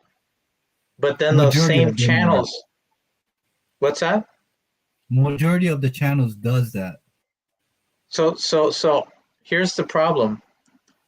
Then the same channels will talk about, man, I wish I could afford that book. I'll never be able to afford it. But they buy like 50 books from the comic book shop. You know what I'm saying? 50 times 4, you know what I mean? And you're doing that every week. But do you think that they do that for the sake of having a content? I think so, yeah. You But know, I think they regret they do it to have the content, but here's my argument there because I have a certain logic when it comes to things. If you're producing content for the purpose of making money, but you're not making money because you're if you were losing. making money, you'd be able to afford those books that you're complaining that you don't have right now. Your content has to be so out of this world. You've got over 1 million subscribers. The average a watch count on one of your videos is 800,000 views. When you're making that type of progress, then you can support the lifestyle that you're looking for. But if you're buying 50 comic books every single week and you're not making the money necessary to try to buy those books, maybe you're just doing it for the love of the hobby. And but I don't know. I just think it's funny because people talk about that. If you're spending $200 to $300 a week on comic books, that's $1,200 a month. That's a pretty cool key. Something. Okay, let me rephrase that for you. It's not. It doesn't have to be a comic book. It's just in general of your hobby. If you're spending average about, let's say, $500 a month on your hobby, on your collective things, could be pops, could be comic book, could be could be a statue. Fuck, where is it? It could be a statue. Right. It could be whatever. Um, if you're spending 500 a month, to me, that's just if you're making average about, let's say, $25 an hour, okay, Mm-hmm. and you're spending $500 a month, that's a lot. Yeah. That is a lot. I'm saying it because I was there. You know, I'm one step out the door, but I still have that mentality of buy now, shit. Oh shit, buy now. You know, because it looks Right. good at then. But as time passes, the luster it fades. Hmm. And the books here, the books that I have here, it had its luster. Majority of them has lost its luster, but why am I holding on to it? Because I'm a collector at heart. I'm a collector first before selling. Right. I did not get into this hobby for the sake of flipping. It was just more of collecting, collect money, much as books that I enjoyed or I had or nostalgia of it, you know. But yeah, so my thing Do, is, if you cut half of it, if you only spend, let's say 500, and you cut it down to 250 per year, you're saving close to $3,000. right. And if you do that for the next 5 years, you can get that grill, that book that you want in 5 years, regardless That's what what the I'm. market is. You That's know, what I'm. That's what I'm saying. But most people, at least in my experience, because I don't want to sound like I'm an expert and I know everything that's going on. It seems to me that most people don't have the discipline to do that. To say, you know what, I'm going to set aside this amount and it's not going to go to anything except this thing that I'm planning on buying in the future. Because whatever temptation comes up, something comes up and you're like, oh man, I just got to, the money's burning a hole in your pocket. You got to spend it as soon as you get it. no, that's why I never carry cash with me, because if there's a cash in me, I will probably spend it within that week. $20 of lot, you know. Okay. But it's just it was just more of, it's more of your habit. If you have habit of spending so much, cut it down. I mean, I have cut down significantly, and I'm starting to slowly sell my collection. It's not selling. That's the frustrating part. But I said, But you, if you have a patient for it, just don't spend the money when that is you, not in your account. part of it is, look, part of what you can do to improve that is cognitive behavioral therapy. You sit down and you go through a sequence of questions. I know this is going to sound, some people think I'm nuts or something, but if you sit down and you make a plan for every decision that you make when you're spending money on something that doesn't have to do with necessities. I'm not talking about like the gas bill and electricity and stuff. I'm saying something extra. You have to ask yourself a sequence of questions. Is this going to add value to my life in some way? That might be enjoyment purposes of just looking at something, but like you said, is that going to wear off with time? Eventually things do wear off, but can you fall back on some other component of that investment that still remains true of it? Meaning you bought some key, I don't know what it is. You bought Giant Size X-Men #1. Let's just say, for example, you bought a 5.0, you saved the money, you did it, and you've always wanted it because those characters were someone, like you explained before, they're part of your childhood or there's some sentimental connection there. Beyond that, it's important, this is just my philosophical view, if it also has some other positive value to it beyond sentimentality, meaning I know that these books, when I pass away, will still hold value. They're not going to be just crap that someone throws out after I pass away. So they're going to, I have the knowledge that now my loved ones will have something nice. They can sell it if they want, or they can keep it. And I feel good about knowing that they'll have some money. Yeah, does that make sense? Yeah, no, it makes total sense. But it's a book that's the market already decided that it is a blue chip key. You know, Yeah, but when it comes to new comic book, there is more of speculating when it comes to new characters or lines and thing. I mean, look at Miles Morales. I mean, 10 years ago, nobody cared about the character. Everybody laughed at that character, say we don't need another black Superman, Spider-Man. You know, Hmm. who is, nobody's gonna pick them up. And look, after decades, now he's a canon. He's look where that 9.8 goes for. Sold was 40,000 on a heritage auction. Yeah, that character has staying power. Nobody was speculating that this character was going to be such a huge.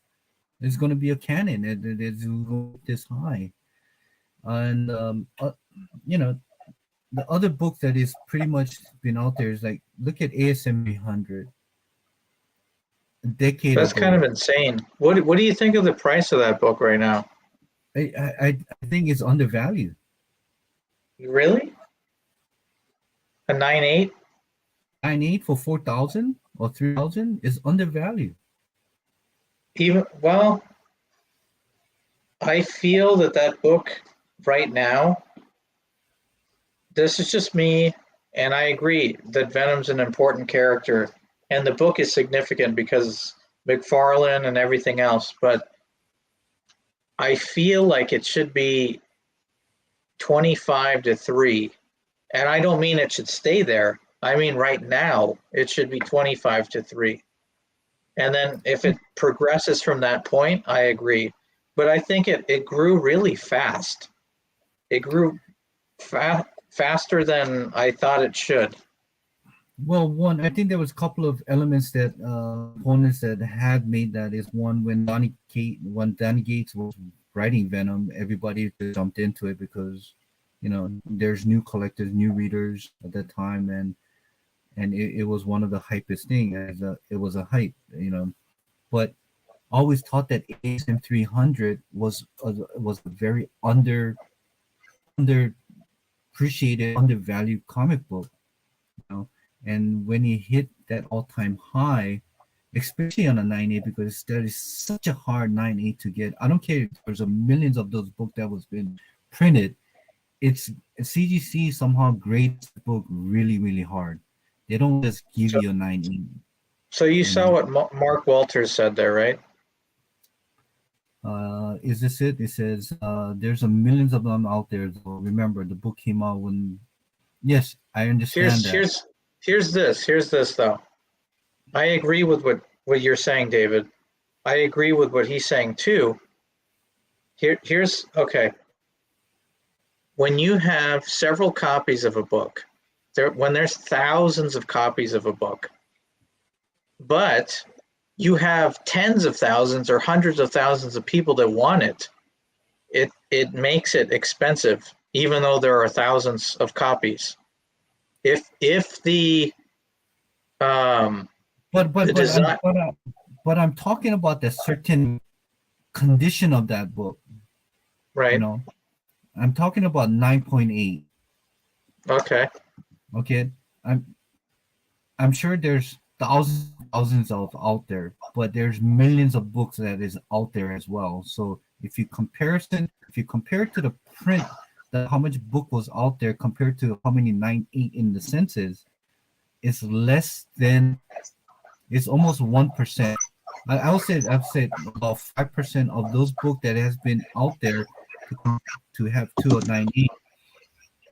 Let me look right now. You want me to check? Yeah, if you can go to CGC census and check to see how many 9.8s are there. Let me see. But Mark, going back is yes, there's a lot of book out there, but AF-15 is not something that I'm going to be chasing right away because I need to get it because there's so less of it. All right, I have the number. Okay, what is the numbers? There are 1,374 9.8s. Okay, compared to how many books that is out there Overall, on the CGC census, you're saying, right? No. How many of those books have been printed back in 1989? tens of thousands, maybe hundreds of thousands.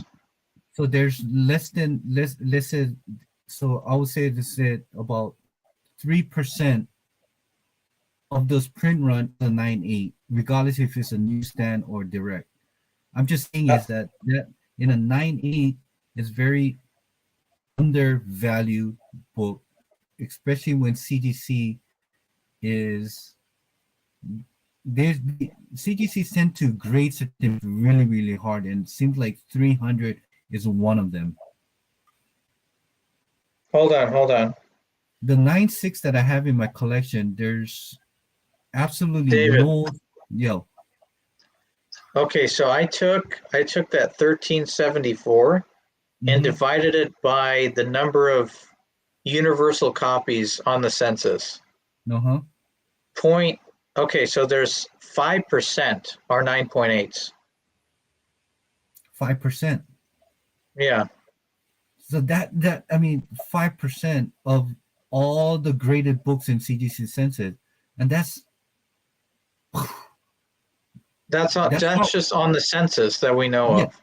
I understand, but what I'm saying is less than 5% of the book is 9.8 that has been graded. Right. So that's the one of the reason why I think that ASM 300 and a 9.8 is so undervalued. You know, one, it's hard 9.8 to get, especially I know you don't like I know Alex, you probably gonna say who cares, but especially on a newsstand, you know, especially on a newsstand. There's my trigger word. Yeah. Newsstand. Well, like it or not, I mean, there is. I'm just saying is that as a newsstand, there's more chances of that book being mishandled by. I understand. Yeah. So I just so I there's don't. there's that component there. Okay. And there's also a point where I think that's it. It's a very hard 9.8 to get because of the back. The back cover is black. The front is all black. You know, especially on the spines. The 9.6 that I have, there's only one, two that I can think of. That there's 4 spine ticks in the back cover. What do you? Is yours a direct or is it a newsstand? Are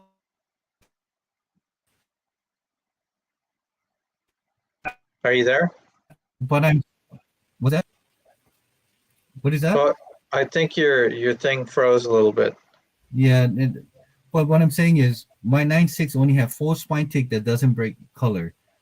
Is yours a direct or newsstand? It's a direct. It's a direct. Okay. So I was thinking, should I get this thing graded?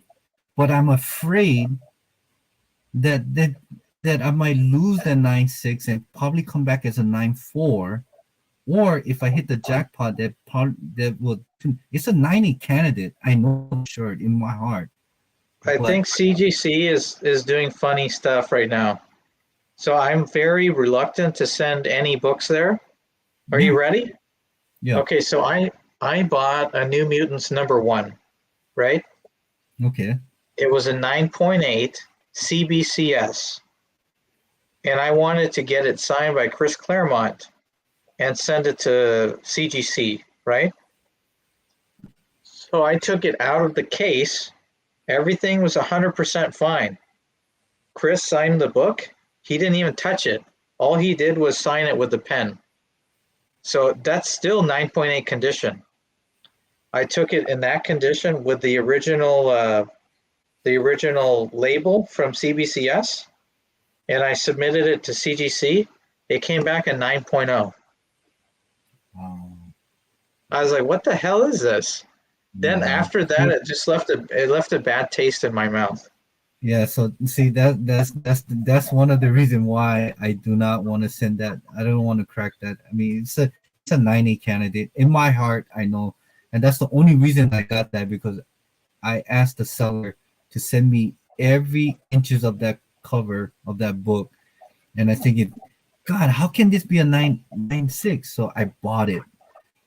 You know, I got it. I think it was at the time was like $650 and 9.6.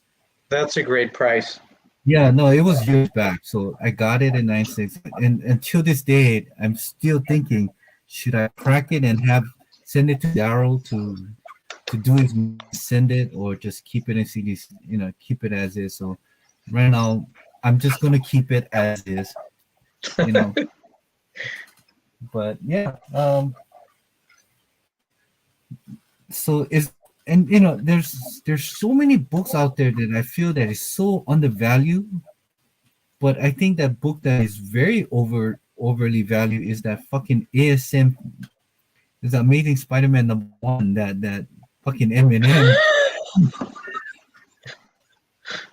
That's like it's like why are people paying? I understand Eminem happens to be one of the most followed hip hop artists by in our generation, I but don't to, know. but to spend $2,000 Do you think that, on a do store you, variant, Alex, on a store variant, which but do you think any of that is just bullshit? Like it's fake sales? no, I don't think so. You don't think it's fake sales? No, the last 9.9 on that partial schedule for $3,500 on a 9.9, 9.9. I mean, I can't believe there's even the 9.9 out there. I mean, yeah, and Mark, I agree with you. Is that's completely FOMO, you know? It's FOMO. There's people out there saying, I gotta have it. Ooh, 9.9, I gotta, and the guy bid over 3,500. I'm sure he probably put 4 grand on it, and people gave in. He got it for 3,500. Yeah, But but one of the things, do these people who buy these books ask themselves, what other book could I buy at this price? There's no other book you'd rather have, like a Hulk dude, for 181 or something. $3,500, if I had that money for me to buy one book, it would be just one. It would be one ASM 50 or Daredevil in a very low, Daredevil #1 in a very low grade, probably 2.0, 3.0. That book is low for what it is. Well, Daredevil #1. yeah, the price of that book has dropped. Well, I'm gonna peek at it just for a second. yeah, but yeah, if I have $3,500, those are the two books that I would pick. That I would want to get is ASM 50 Pin. If not, Daredevil #1 and a low grade, probably in a 2.5 or 3.0. I gotta start getting you into the Golden Age stuff, Dave. Oh no, no, no, no, no. No golden age. I'm sorry, man. I mean, you and Alex, the comic holder, and who's this is one guy that he preserved, and he does pressing some kind of jitterbug. I think Um, Jerry the Jitterbug, yeah. yeah, the jitterbug. You can be with them. When it comes to golden age book, no, no, thank you. Okay, even Hazel Dan with her pre-code horror books. Hazel Dan, you and Alex the comic holder, and also with Ripper Tate and whoever's are into Count Von Strange. He's also into that pre-code horror book. I can't do it. That's another thing that I do not want to get involved with. Okay, so I got your Daredevil. Are you ready? Yeah. A 6.0 sold this month for $53.22. Wow. That's But so good.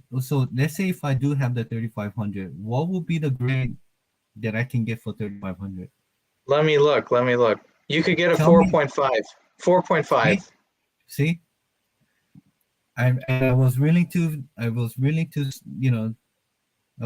settle at 2.5 or 3.0 with the 3,500. So what would you rather have, the M&M variant or a Daredevil #1 and a 4.5? Come on, it's no brainer. You know. Okay, here's the thing.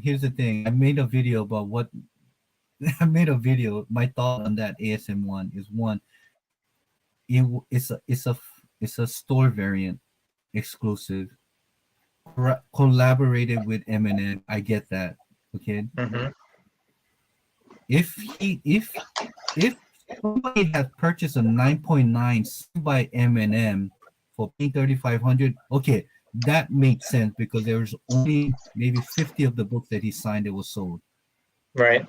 I get it. That one makes perfect sense. But this print run is 1,000. You don't even know there's like three more thousands of books that is out there, right? Mm-hmm. So, But what if it's signed by Eminem? like I said, if it was a 9.9 and it was verified as yellow label saying that it was, that is Eminem signature, yes, that makes sense because, like I said, how many comic books out there with a signature series that's been verified by CGC saying that that is Eminem signature? So that I becomes don't know of any. exactly. I haven't seen any, and the one that he signed that was sold by Hustle at the store is not CGC verified. It's just him signed that book for, I believe, was for about $200 or $300 or something like that. Do you know how much Harrison Ford charges for a signature? I don't tell me it's a full figure. How much? 1,000. See, that's ridiculous.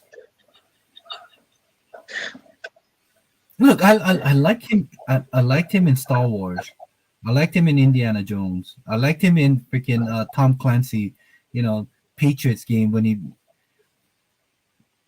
But I liked him in what's that called? Oh my God, where he's running away and they think he murdered his wife. Fugitive, The Fugitive. that was okay. That was all right. But I liked him in more of the action type of movie. He's my Han Solo. I don't care. But he is my fucking Indiana Jones.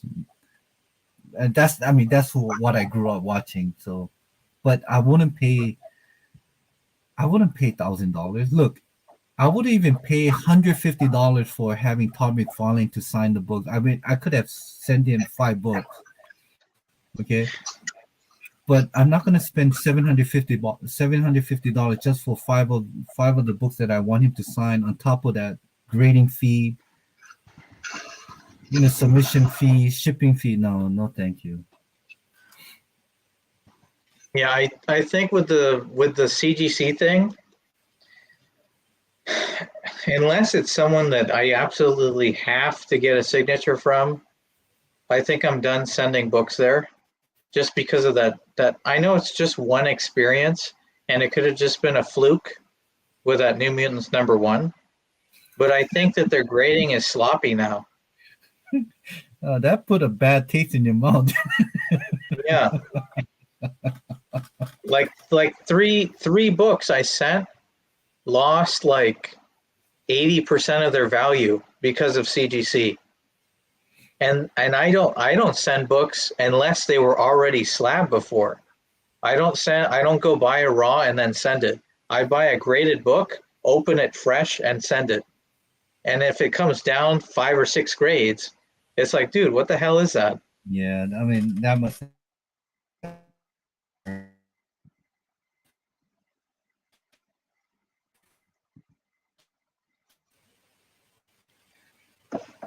So I feel your pain. I feel your pain, brother. From a 9.8 coming back as a 9.0. Wow, that's like a kick in the balls. I made a whole video on that. But here's the upside of it. One, you get to experience the whole grading process, and you get to meet Chris Claremont. He got his book that signed. He was cool to talk with. Very nice guy. He is. I mean, he's a talkative guy. He loves to talk. When I met him last year at the Emerald City Comic Con, I was standing in line and I finally got to meet him. And yeah, he was talking about if he had the chance to write X-Men again, he said he would take key pride. Whatever happened, he would wipe it out and it will be a part of a dream. That's pretty cool. Yeah, and it said, wow, okay, I never thought about that. It's like, yeah, that's what he would do, that character, because That's his character he created. He wrote, he made that character. And he said ever since he got out of X-Men and the new writer, how they portrayed that character, Kitty Pryde, he didn't like anything about it. So what he wants to do is he wants to go back in time and say she wakes up from a bad dream and say, "Wow, what a trip," and he will start all over again. That'd And be it was cool. yeah, I but yeah, um, I got to meet him, but I didn't get any of the book graded because I didn't feel like I want to pay additional $20 to get it, witness, send it to CDC, and so and so. So I just have him sign. I told him I don't want you to sign on the cover. He asked me why. I said because you ruined the comic book by signing it over the X-Men, the trade dress. I said, please, can you sign it like old time inside? And he was very happy because I think I was the only one that asked him to sign inside of the book on the splash page. okay. Yeah. So yeah, it was a great experience for me to meet the legend. He's a legend of his own time. Yeah, he is. And then I think one of the people I enjoyed meeting Chris Claremont, but one of the guys I most enjoyed meeting up with was Neil Adams. Oh, Okay, so I got to tell you, yeah, he was a cool guy. But here's the thing too.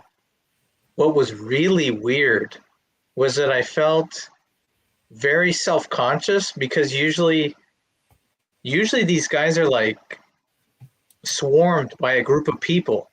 This was at WonderCon. I forgot how many years back it was, maybe like 4 or 5 years. He was at a WonderCon, and I went over there and I was like,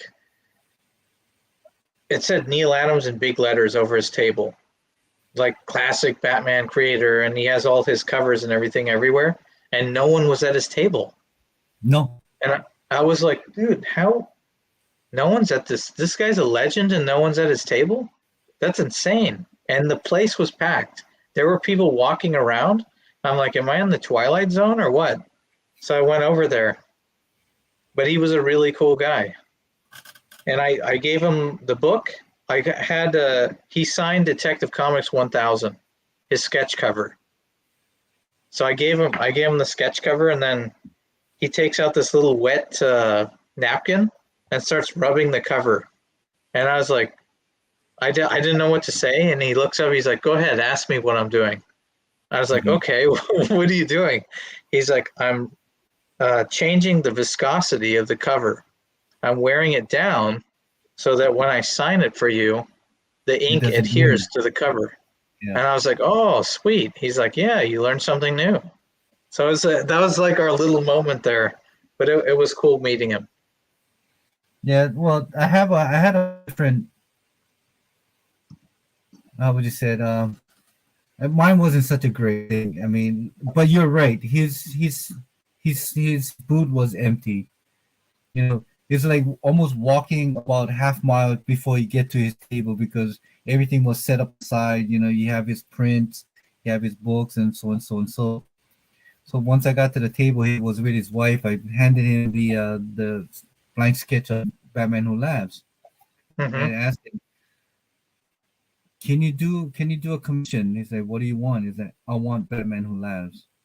And he said, "Well, you can buy this print because he has an original lithograph of Batman Who Laughs." He said, "You can buy that thing, but I can draw you Batman." He goes, "No, no, no, sir." He says, "Batman Who Laughs" on the pages on the blank. Can you do the same as what you did on the lithograph here? Say, okay. I said, how much? $750. $750.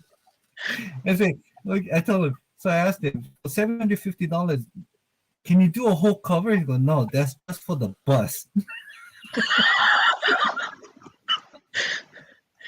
You're said, asking a legend. You're asking a legend. yeah. So I said, hey, so how much would it cost for a full body with a background? He said, that'll be about $1,200. I said, sir, can you just stick with the bus and I'll come back when you're done and I'll pay you up front so that you don't think that I'm. So he said, so I asked him, when I come back, can you please be here? He said, okay, I'll be here at certain time by the time I'm finished. said, yes, because I would love to take a picture with you. He said, don't worry. Don't worry. I'll be here. So I did my thing. And at the time, I put the watch on alarm so that I know exactly when time to go. Got the CGC witness guy with me, drag him down. And guess what? The fucker was in there to take pictures. And I waited 20 minutes so I can have that picture with him, and he never showed.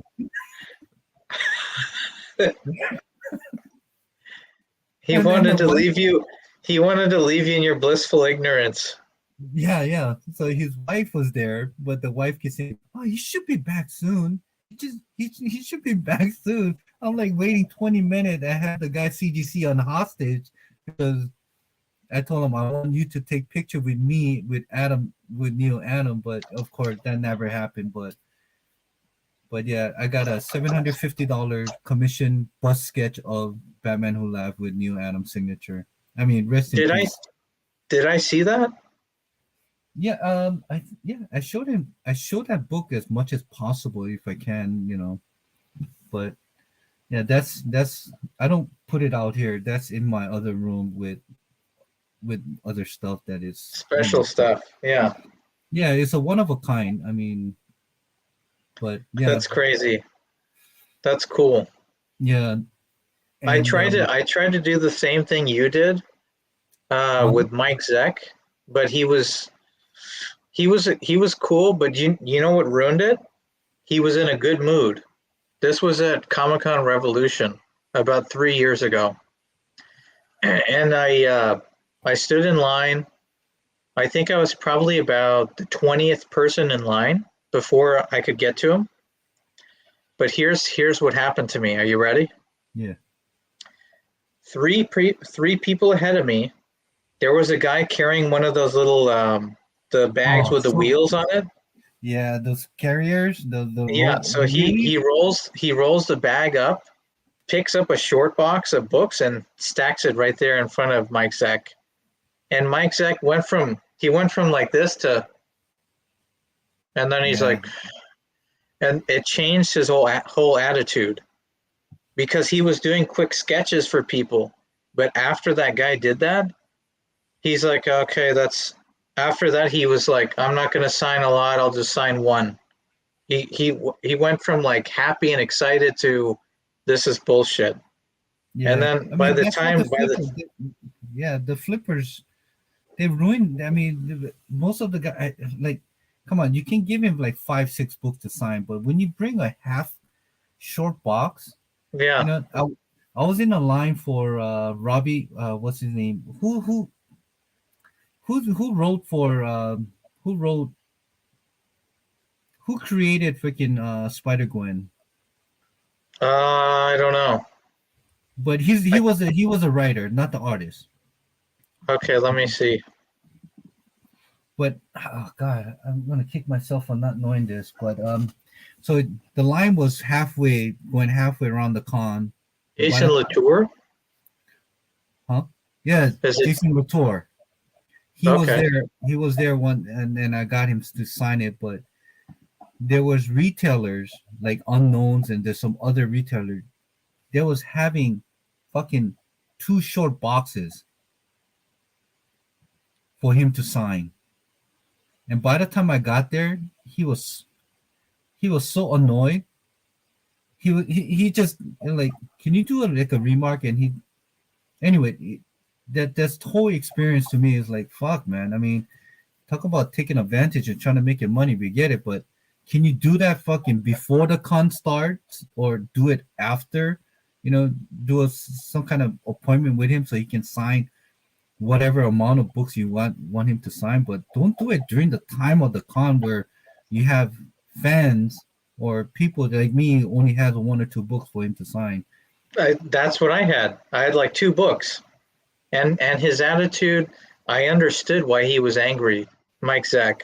Mm-hmm. And I tried to engage with him a little bit, and he's like, yeah, it's good. I was like, so what do you think of that? I tried to like ask him about the Punisher and how he championed the character, because Marvel wanted to cancel. Yeah, he was done. He was like, yeah, I like it. I was like, I just decided to try to ask.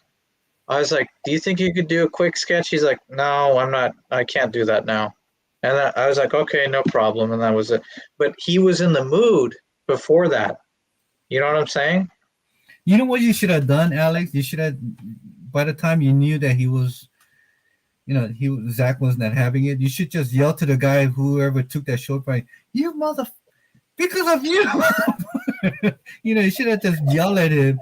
And maybe Zach probably would have smiled and said, hey, you feel his sympathy and you feel you feel your frustration. I don't know. I would have done like, motherfucker, because of you, So fucking ruined it. Everybody behind me. Mark Walters says that Mike moved to the Philippines. Good. A lot of good food in Philippines. It's cheap. Did he really? I don't know, but I gotta check that. Alex, if you ever had a chance to meet Chip Zdarsky, Who is that? he's the writer for Daredevil right now and Batman. Okay. Real cool guy. Real cool guy. When I met him, there was a couple of kids that was in front of me I guess they came with the parents. And he took the time to actually do a small little commission for these kids for free. I thought that was just pretty cool. Nice. Yeah, Hazel Dan, I totally agree. Con should be for the fans. Mm-hmm. And when it comes to retailers or what, I think they should do that or have an appointment with the artist to sign their book like what CGC does and do it before or after, not during the time of the con when you have a fan standing in line. I mean, look what happened to Peach Momoko. I mean, at New York. Oh, yeah. Same thing. Yeah, I don't know what con that was. Was it New York Comic Con? I forgot, but I heard about it. Yeah, I mean, it kills the atmosphere. It does. It does. It does. I mean, I would not have stand in line for Peach Momoko, but I mean, it's got to show that this flipper and influence or whatever is just getting out of hand. But so yeah. the Zek thing, the Mike Zek thing, I heard that he was semi-retired. That's what I last heard. So he was like George Perez. Yeah, he's no longer actively going to cons and doing commission artwork. I think he has like he temporarily disabled some stuff on his website. That's a damn shame.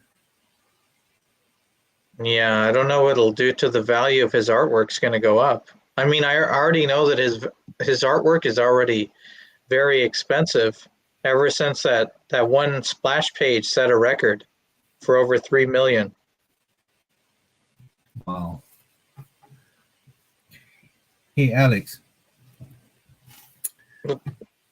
Are you going to go to a con this year? Yeah, I'm going to San Diego. You're going to go to San Diego. If there's Steve McNiven attending a San Diego Comic-Con, can I send you my partial sketch of the Iron Spider-Man I have in my wall and have him finish it? What is it? What's his name? Stephen McNiven. Stephen McNiven? Okay, there we go. And what would you want me to do? I have a partial sketch that he signed, and he did a partial sketch of Iron Spider-Man. It's a pencil sketch. It's a lot of responsibility. I waited. You know how long I waited for him to come to Emerald City Comic Con, but he's never here. I could try. I'll probably have to bring a portfolio just to make sure that that thing doesn't get damaged or anything. I'll send you the whole frame. Okay. Yeah, I could if he's gonna be there. Yeah, if he's gonna be there, because I don't think he ever gonna come to New York. I mean, Emerald City Comic Con. I was just surprised that Humberto Ramos is coming to Emerald City Comic Con this year. With great power, with great responsibility. Yes, he's a dad. Yeah, I'm going to San Diego. I'll be there 4 days. Wow. So Thursday, Friday, Saturday, Sunday. Yeah. Wow. Lucky you. Yeah, the first, huh? How long you been starving for this con? No, I went last year. It was okay, but I see what happened is that, oh my God, it had to do with the COVID thing, because I think it was 2019 or 2020 that they postponed the con, and I was lucky enough to win the lottery to get into to buy a ticket, because it's not, you can't just buy the ticket. You have to go into this lottery room, and then you get randomly selected.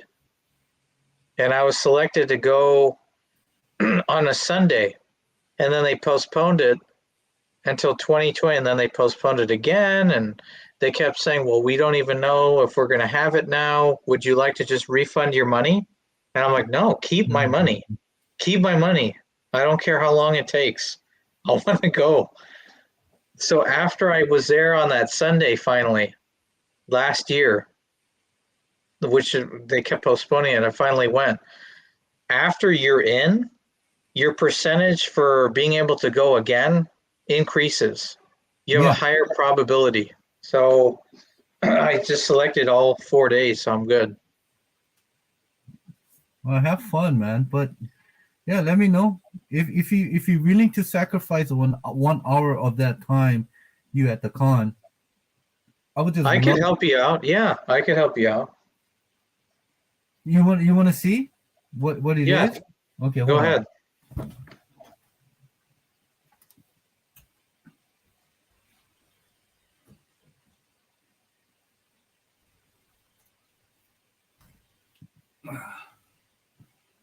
I got to be careful with my spending, though. Okay, nice. So this was a partial, and it's signed right here. Uh-huh. But I don't know what he was trying to do. But if he could just finish that whole thing. Sorry for the glare, but yeah. I paid $35 for this. But what if he tells me that's going to be 1,000? David, I can't afford that. You know, when is San Diego Comic Con? July, I believe. If he says $1,000 for him to finish this piece, yeah, I'll wire that $1,000 to you. Okay. And here's the nostalgia of the thing that just kicks in again is when I read Civil War, it was such a great read for me. Was that the Captain America cover? No, I got the whole 7. It was Civil War issue number 3. Is it 3 or 4 that has this Iron Spider-Man on a Captain America shield? Let me see. It was such an iconic cover. But anyway, and I had to get this because I know this is Iron Spider-Man that is kind of falls into that Civil War along with. Oh yeah, I see it. Yeah. Okay. So yeah, I don't mind paying $1,000 if he could do a whole, could finish that up and what he was thinking back in 2000 whatever. But yeah, and Sideshow Collectibles came out with this freaking I Iron saw that. Spider-Man. Yeah, and I was thinking, God damn. How much is it though? I think it was like about 500 something dollars. Yeah, it's the shiny red, right? It's like all shiny. Yeah, so I'm thinking, oh man, do I pre-order this now before my wife finds out, and by the time I get it, she has nothing to say because it's already been It's purchased. But I, I, it's I need to get that it's just to. better to beg for forgiveness than to ask for permission. But that will kind of complete my Iron Spider-Man. I got his first appearance of that suit. I got that classic, Michael Turner cover, and if I can get this thing done, and along with that statue, it's like I never have to worry about freaking Iron Spider-Man ever again because I always wanted to get a statue, but there's one that was done that was only limited to 100 pieces, and I'm not gonna pay $1,500 for the freaking statue, I'm looking at the statue. Oh yeah, that's a pretty wild statue. isn't it? Yeah, Hazel I Dan like the this is Hazel Dan pushing, and she's like the instigator. She's like, should I take a puff of that crack or not? And she's like, do it, do it, do it.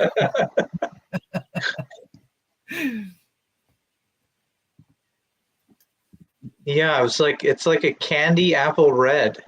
Yeah, it's That's it's well, I mean, it's not like Prime One statue, but Sideshow does really good stuff. I mean, this is Sideshow. behind you. Yeah, Okay. I have stuff not in this room. I have it like away, but eventually I had a comic book room, but I moved recently and I have to set stuff up again. I have to start because this is just a basic office. There's nothing in here. I brought some books in here if we were going to talk about some stuff, but I'm going to wait till I have everything organized before I start bringing things out. It's nice to be organized, but I organized this area like 4 times already, but it's like I noticed that you have to invest on displays and shelves and things to make it look nice. I'm a cheap guy. I'm a very cheap guy. I mean, it took me years just to get these shelves at IKEA, you know. You So can build a. Are you handy or no? to me, no, I'm Yeah. not a handy. I failed woods. I failed fucking shops. I had to make a perfect box out of wood. I couldn't do it. I don't know for what reason why I can't do it, but never came out perfect. And I said, fuck it. So I always told myself I need to make money so I can tell people to do it for me. And I haven't got there yet. I haven't gotten there yet. I'm gonna try to build a shelving unit with glass. I'm gonna try to do that. It's Yeah, gonna be take a careful. long ass time. Be careful. Yeah. Well, what I did in my old place, I replaced all the doorways in my old place because they were all crooked. So Oh, I set the door and I rebuilt the frames. It took me probably about a week, not bad. but it's hard to do all that stuff. But I'm pretty good with tools and stuff. Well, I'm good with tools, but I'm not just very good at it. I mean, I can do basic stuff. I mean, I can put up shelves. I can drill a hole and make it straight and stuff. But for me to build things from scratch, oh man, it, You it could do it. You just have to do the research and take your time. So there's yeah, less errors. yeah, no, thank you. I think I'll invest my time on making money so that I can hire somebody to do it for. And this is how I. This is just my whole mentality of it. But definitely, I need to get like those block shelves that kind of sticks out single, so I can display my statues. Uh-huh. This right now is sitting on my short box, but I want to have it kind of elevated so I have like four statues. I have a Batman Who Laughs statue. I have a Miles Morales Venom statue. Okay.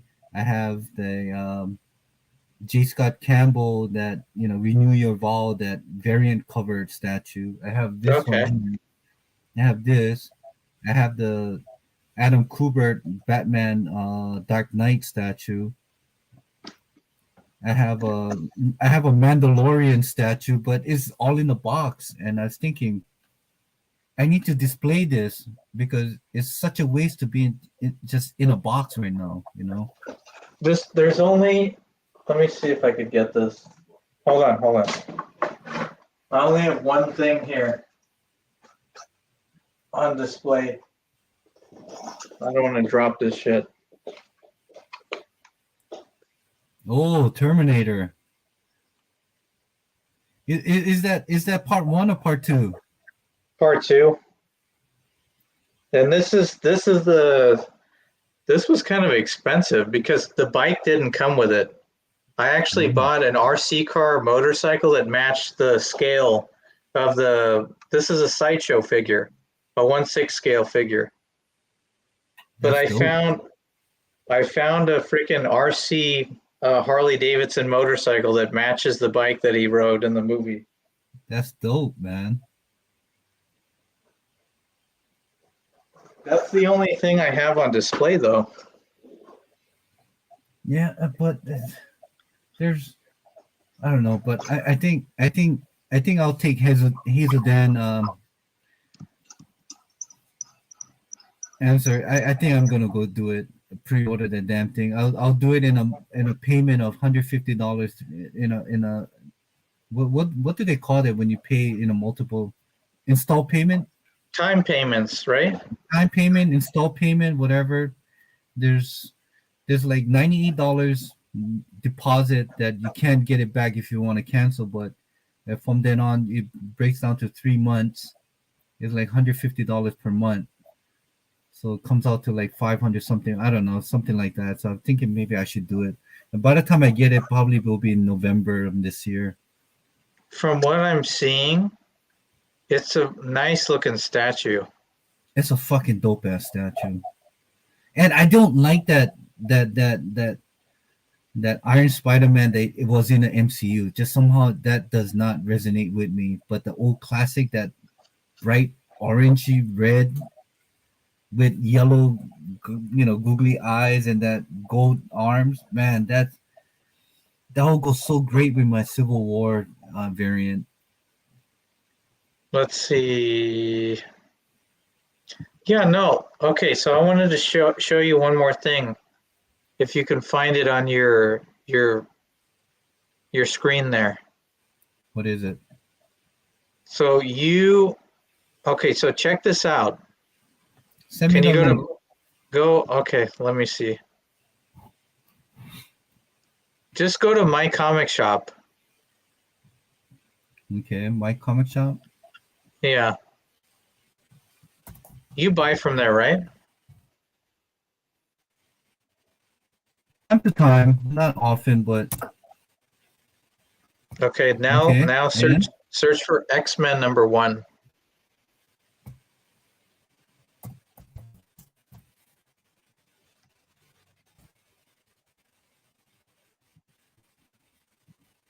that 1.0. Let's see. Okay, hold on. Let me do a share.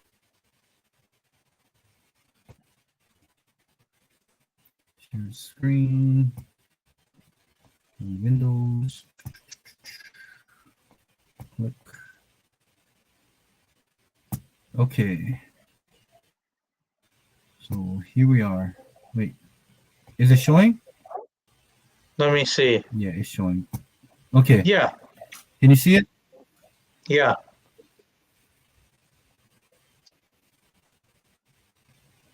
But you It's see, a current like bid how, at 2,600. yeah, for a 1.0. But Yeah. I'm saying prices in general have come way down. because people were So how asking much? huh? So right now it has 5 days left. Let me see. Almost six. It's almost 6 days because you got 5 days and 21 hours and 4 minutes.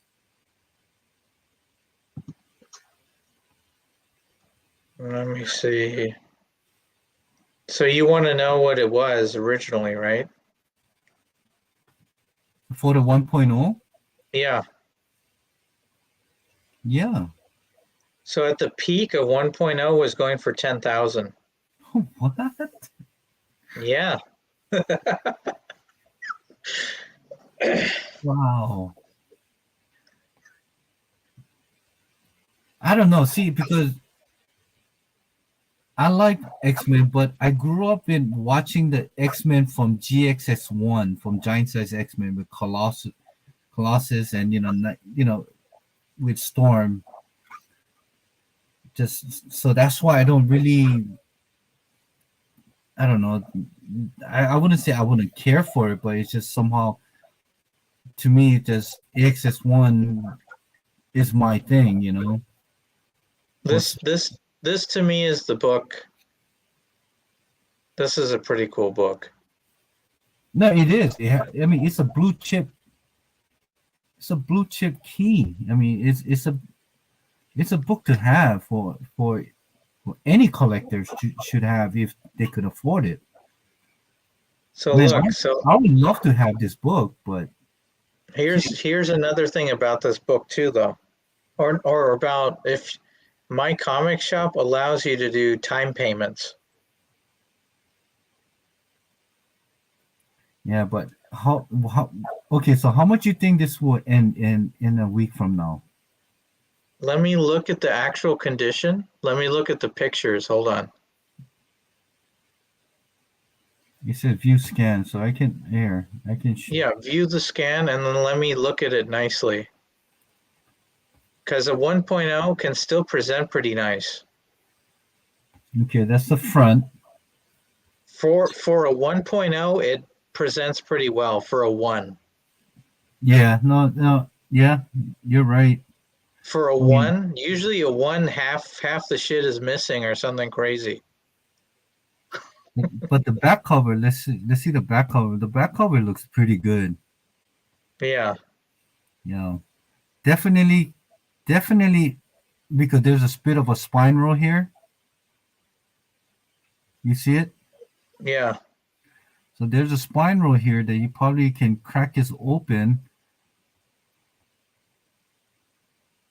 How are the staples there? Is there any rust on there or no?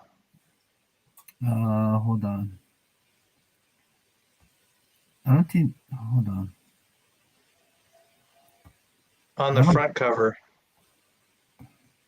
Look at the staple area. Let's see.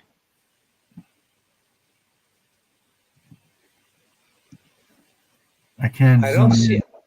I don't see any No, rust. no, no. There's no rust. That's a good sign then. Oh, the covers are detached though. Cover detached, 2 extra staples added Yeah, after manufacturing. yeah. So I'm surprised that this didn't even get a freaking purple label or green label, purple label on it. My But I guess, prediction, yeah, my prediction is 3,500. yeah, yep, you could be right.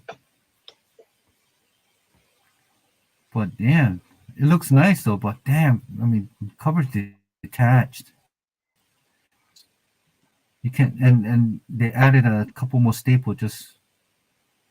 But look at this. There's a 2.0. God damn it. There's a restoration. But let's look at this 2.5.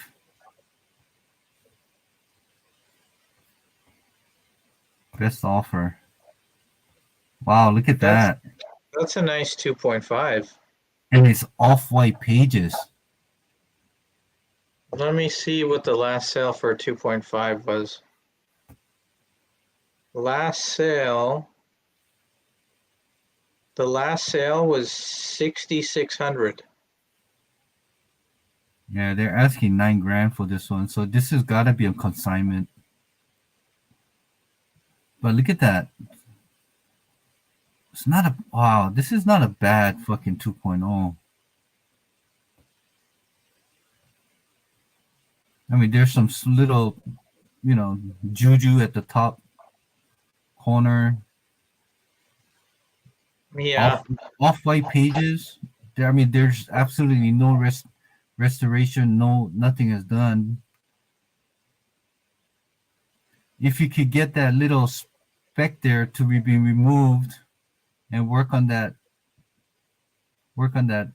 spine roll there and kind of clean this up, you can actually bump this to probably 3.0 if possible, because the rust is not there's no rusty staples.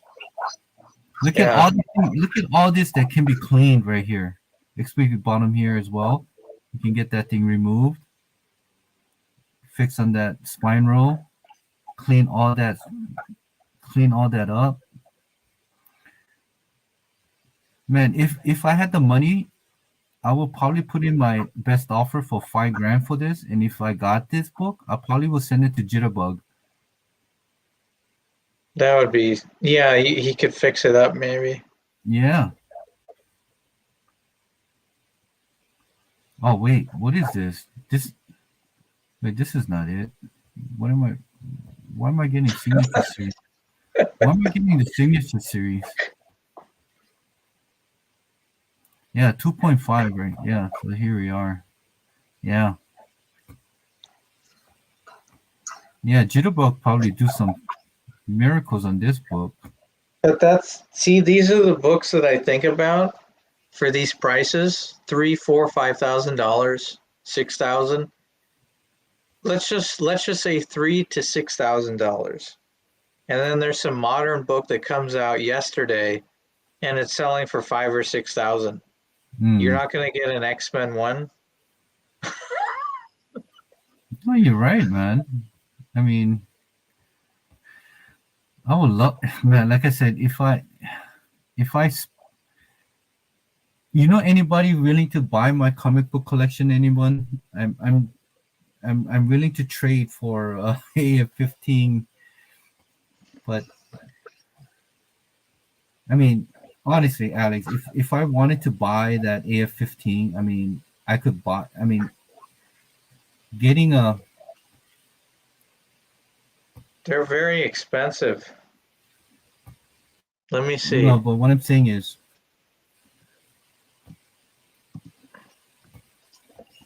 look, if I can, spending 20,000 on a comic book is not a problem, but I'm not willing to do that. It's just somehow stupid. See, in my mentality, it's like spending $35 here, $20 here, small little knickknacks here, there, going back to buying hamburgers, buying, Kentucky Fried Chicken here and there, instead of going out there and getting a really good quality steak dinner. But to somehow, I don't know, it's just What's the most you've spent on a book? What's the most you've spent 1,000. in your whole life? Yeah. I think, okay, that says something to me now. Say 1,000, and that was for my giant size X-Men #1. Now I understand more, because I'm going to tell you something. Once I started spending 5 to 10 grand on a book, it changes your perception in a way. And I here's the thing. It's funny you mentioned that, because when I first started collecting comic books, like, I would not spend over $100 on a comic book. I don't care, right? And then as my collection progressed, and I spend my first $100, and my whole mindset is like, I don't want to touch $35 book again on a then spending 1,000 that was a couple years back. I really had to think about it, and I pulled the trigger, because I think, you know what, it's the nostalgia of it. It's like I remember this character watching an animated series, so I pulled the trigger. But for me to spend 5, 6, 7, 8, 9, 10,000 on a comic book, it just I can't even fathom that whole mentality of the next level of spending on a comic book. You know, um, even my Michael Jordan, I bought it when it was 850 dollars, and Mm-hmm. that's the most I ever spent on a collectible. You know, Mm-hmm. but I did See, it. see, remember I told you I sold some books to buy some other books. I still spent money. I still spent some of my own money on stuff. The most money I've spent, I'm gonna include the money that I gained from selling other books when I say this, so you understand what I'm talking about. The most I've spent is David's waiting to hear it. I'm 30K. listening. 30K. Are you serious? Yes. What was that book you bought? My ASM one. Oh, okay. See, it somehow it's not my money. So when you tell me that it for ASM one, it just somehow it makes sense. It's an investment to me. That's not spending money. That's you invested on it. Yeah. Yeah. See, look, I couldn't afford. Look, I could afford it. Like you said, you could afford it. But once you buy a certain level, once you spend a certain amount, your brain adjusts to that new amount. So when you say you spend $10,000 on something, a book, and then another book comes up that you want to buy later on down the line, that's 3,000. You're not going to look at that purchase the same way that you did before. You're not No, going to go, oh my God, it's 3,000. Oh, well, it's only 3,000. I spent 10 before. So, you know what I'm saying? I know exactly what you're saying. I know exactly what you're saying. It's just a zero or just too many zeros. Even for me, okay, I spend $55 for this pair of shoes. Uh huh. And this was the most I would ever spend on a pair of shoes because I go through them like fucking paper towel. Okay. I agree with you. Okay. I finally put a trigger and I bought a $120 Jordan, Air Jordan. Uh huh. And as soon as I bought it, I was thinking, fuck, maybe I should cancel it because why am I paying but now I get it. My whole mentality is like, hey, spending $100 on a sneaker it's doable. I Uh can huh. live with it. But I don't want to go back. I don't want to go to the next level of spending $250 to $300 on a sneaker. So my plateau is so if somebody buys my UF4 for $88,000 and I can get 8,000, Mm-hmm. that's a liquid fund that I can spend maybe 5 grand on a book. Yeah. That's But just my, because you said you've never spent that much on a single book, right? yeah. 5,000. But when you buy a book for 5,000, it's going to change the way you think. Yeah, I'm not saying it's going to make you reckless and you're going to start spending crazy. I don't mean like that. But you're going to start to be more comfortable with the idea. You're going to go, "Oh, 3,000. All right, maybe we can do that. Like let's see, I'll sell some stuff or I'll save a little more this month or whatever and you start to move stuff around to make it happen." yeah, no, Where I totally agree. I totally agree with you. It's like a car. I have a 2004 Toyota Camry. mhm, 2004, okay? Like I can buy a new car if I want to, but I'm just not there yet in mentality spending 60 to $70,000 on a car, you know? yeah, And my wife is just always nagging at me every time she gets into the car, like, hey, can we just get a new car? I'm like, no, man, I'm not buying a new car yet. you know.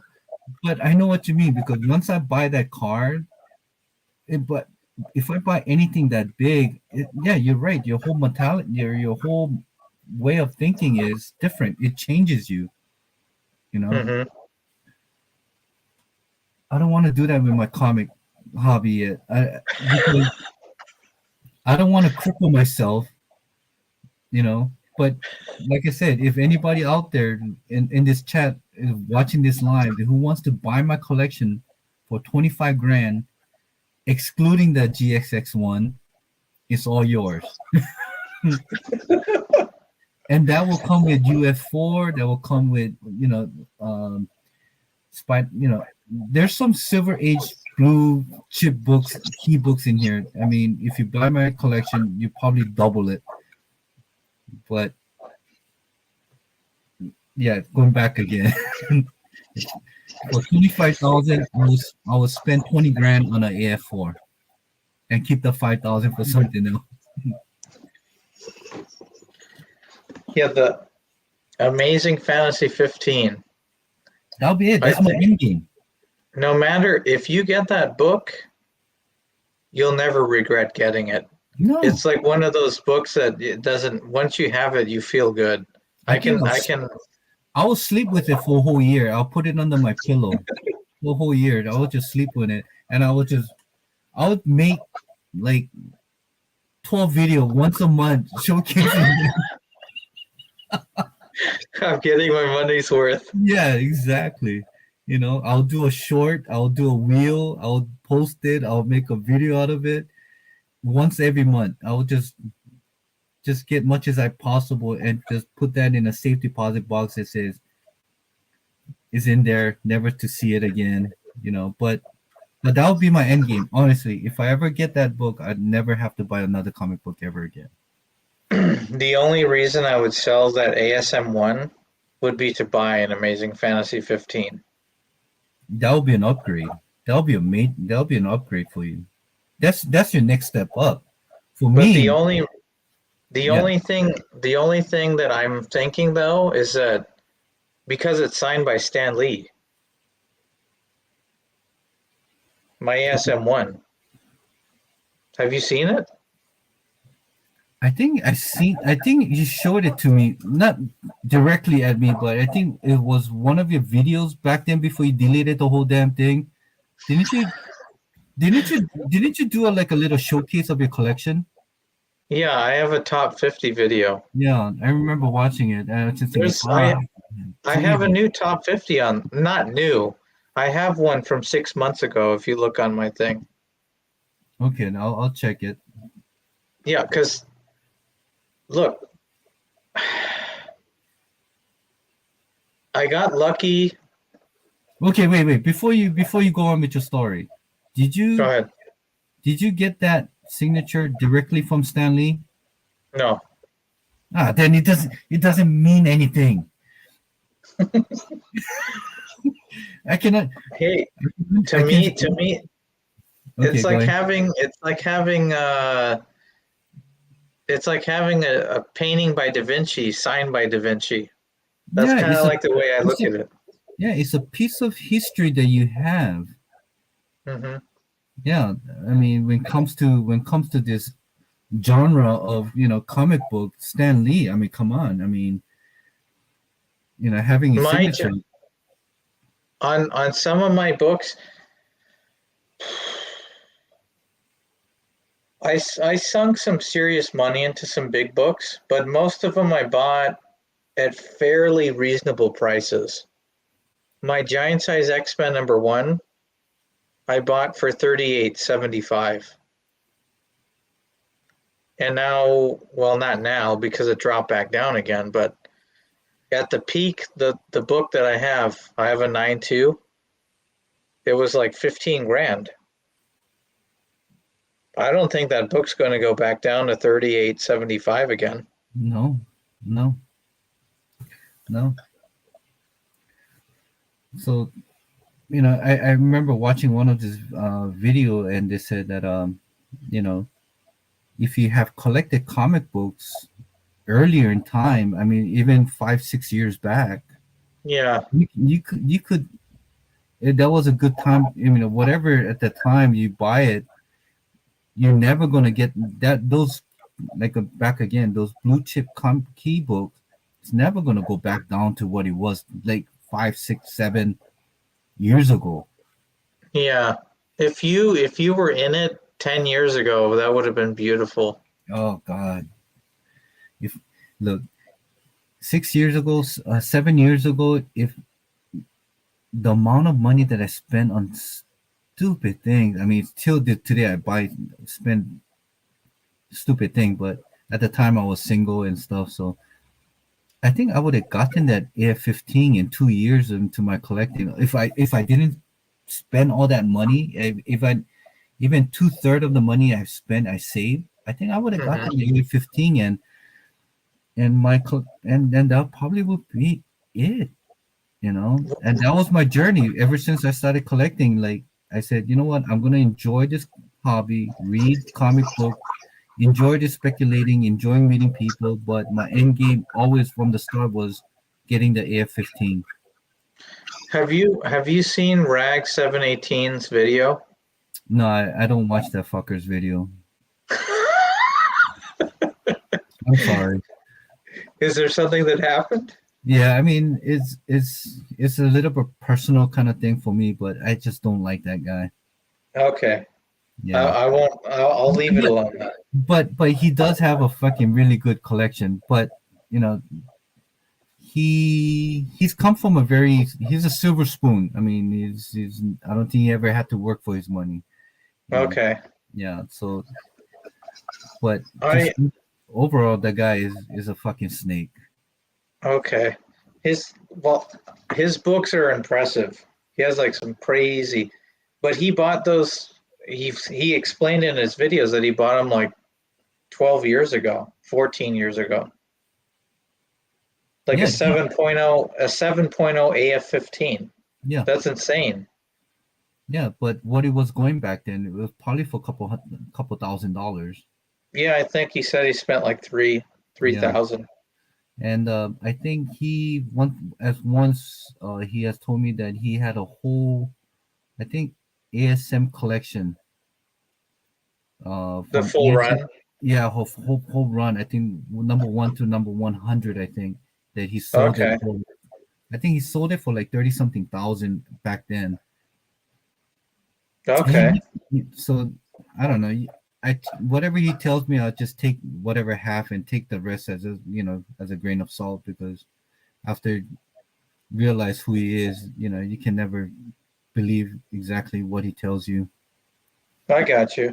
Yeah. All right, Alex. I think we've been on it for 3 hours now. I think. We beat the horse to death. Yeah. It was fun though, right? I mean, Yeah. yeah. No. Yeah. That's if you can talk this long and that means you're enjoying yourself. You know what I mean? Nice. It's the company, man. I mean, if I'd had to do this alone, I probably would have been done in about an hour into this, 2 hours ago. But If you were doing this alone, you would need to go to a psychiatric facility. some guys they can talk to. I mean, they go live and they would talk on their own for like 2.5 hours, and I just and I'm with them for whole. I mean, I watched them on a rewind, and I was thinking, God, these guys are good with their words and the topics they bring in, and they could just go on and on and on their own, and it's just, to me, that's really impressive. I can't do that. I don't think I'm built for that. No, it's exhausting monologuing for that long. It's pretty insane. Yeah, but if I have a good, if I have a good guest, if I have a good topic, I mean, we can talk. I love talking, but don't get me wrong, but I don't think I can talk to myself with the people in the chat, especially when Hazel Dan said that we had a good show. Yeah, well, she's being nice.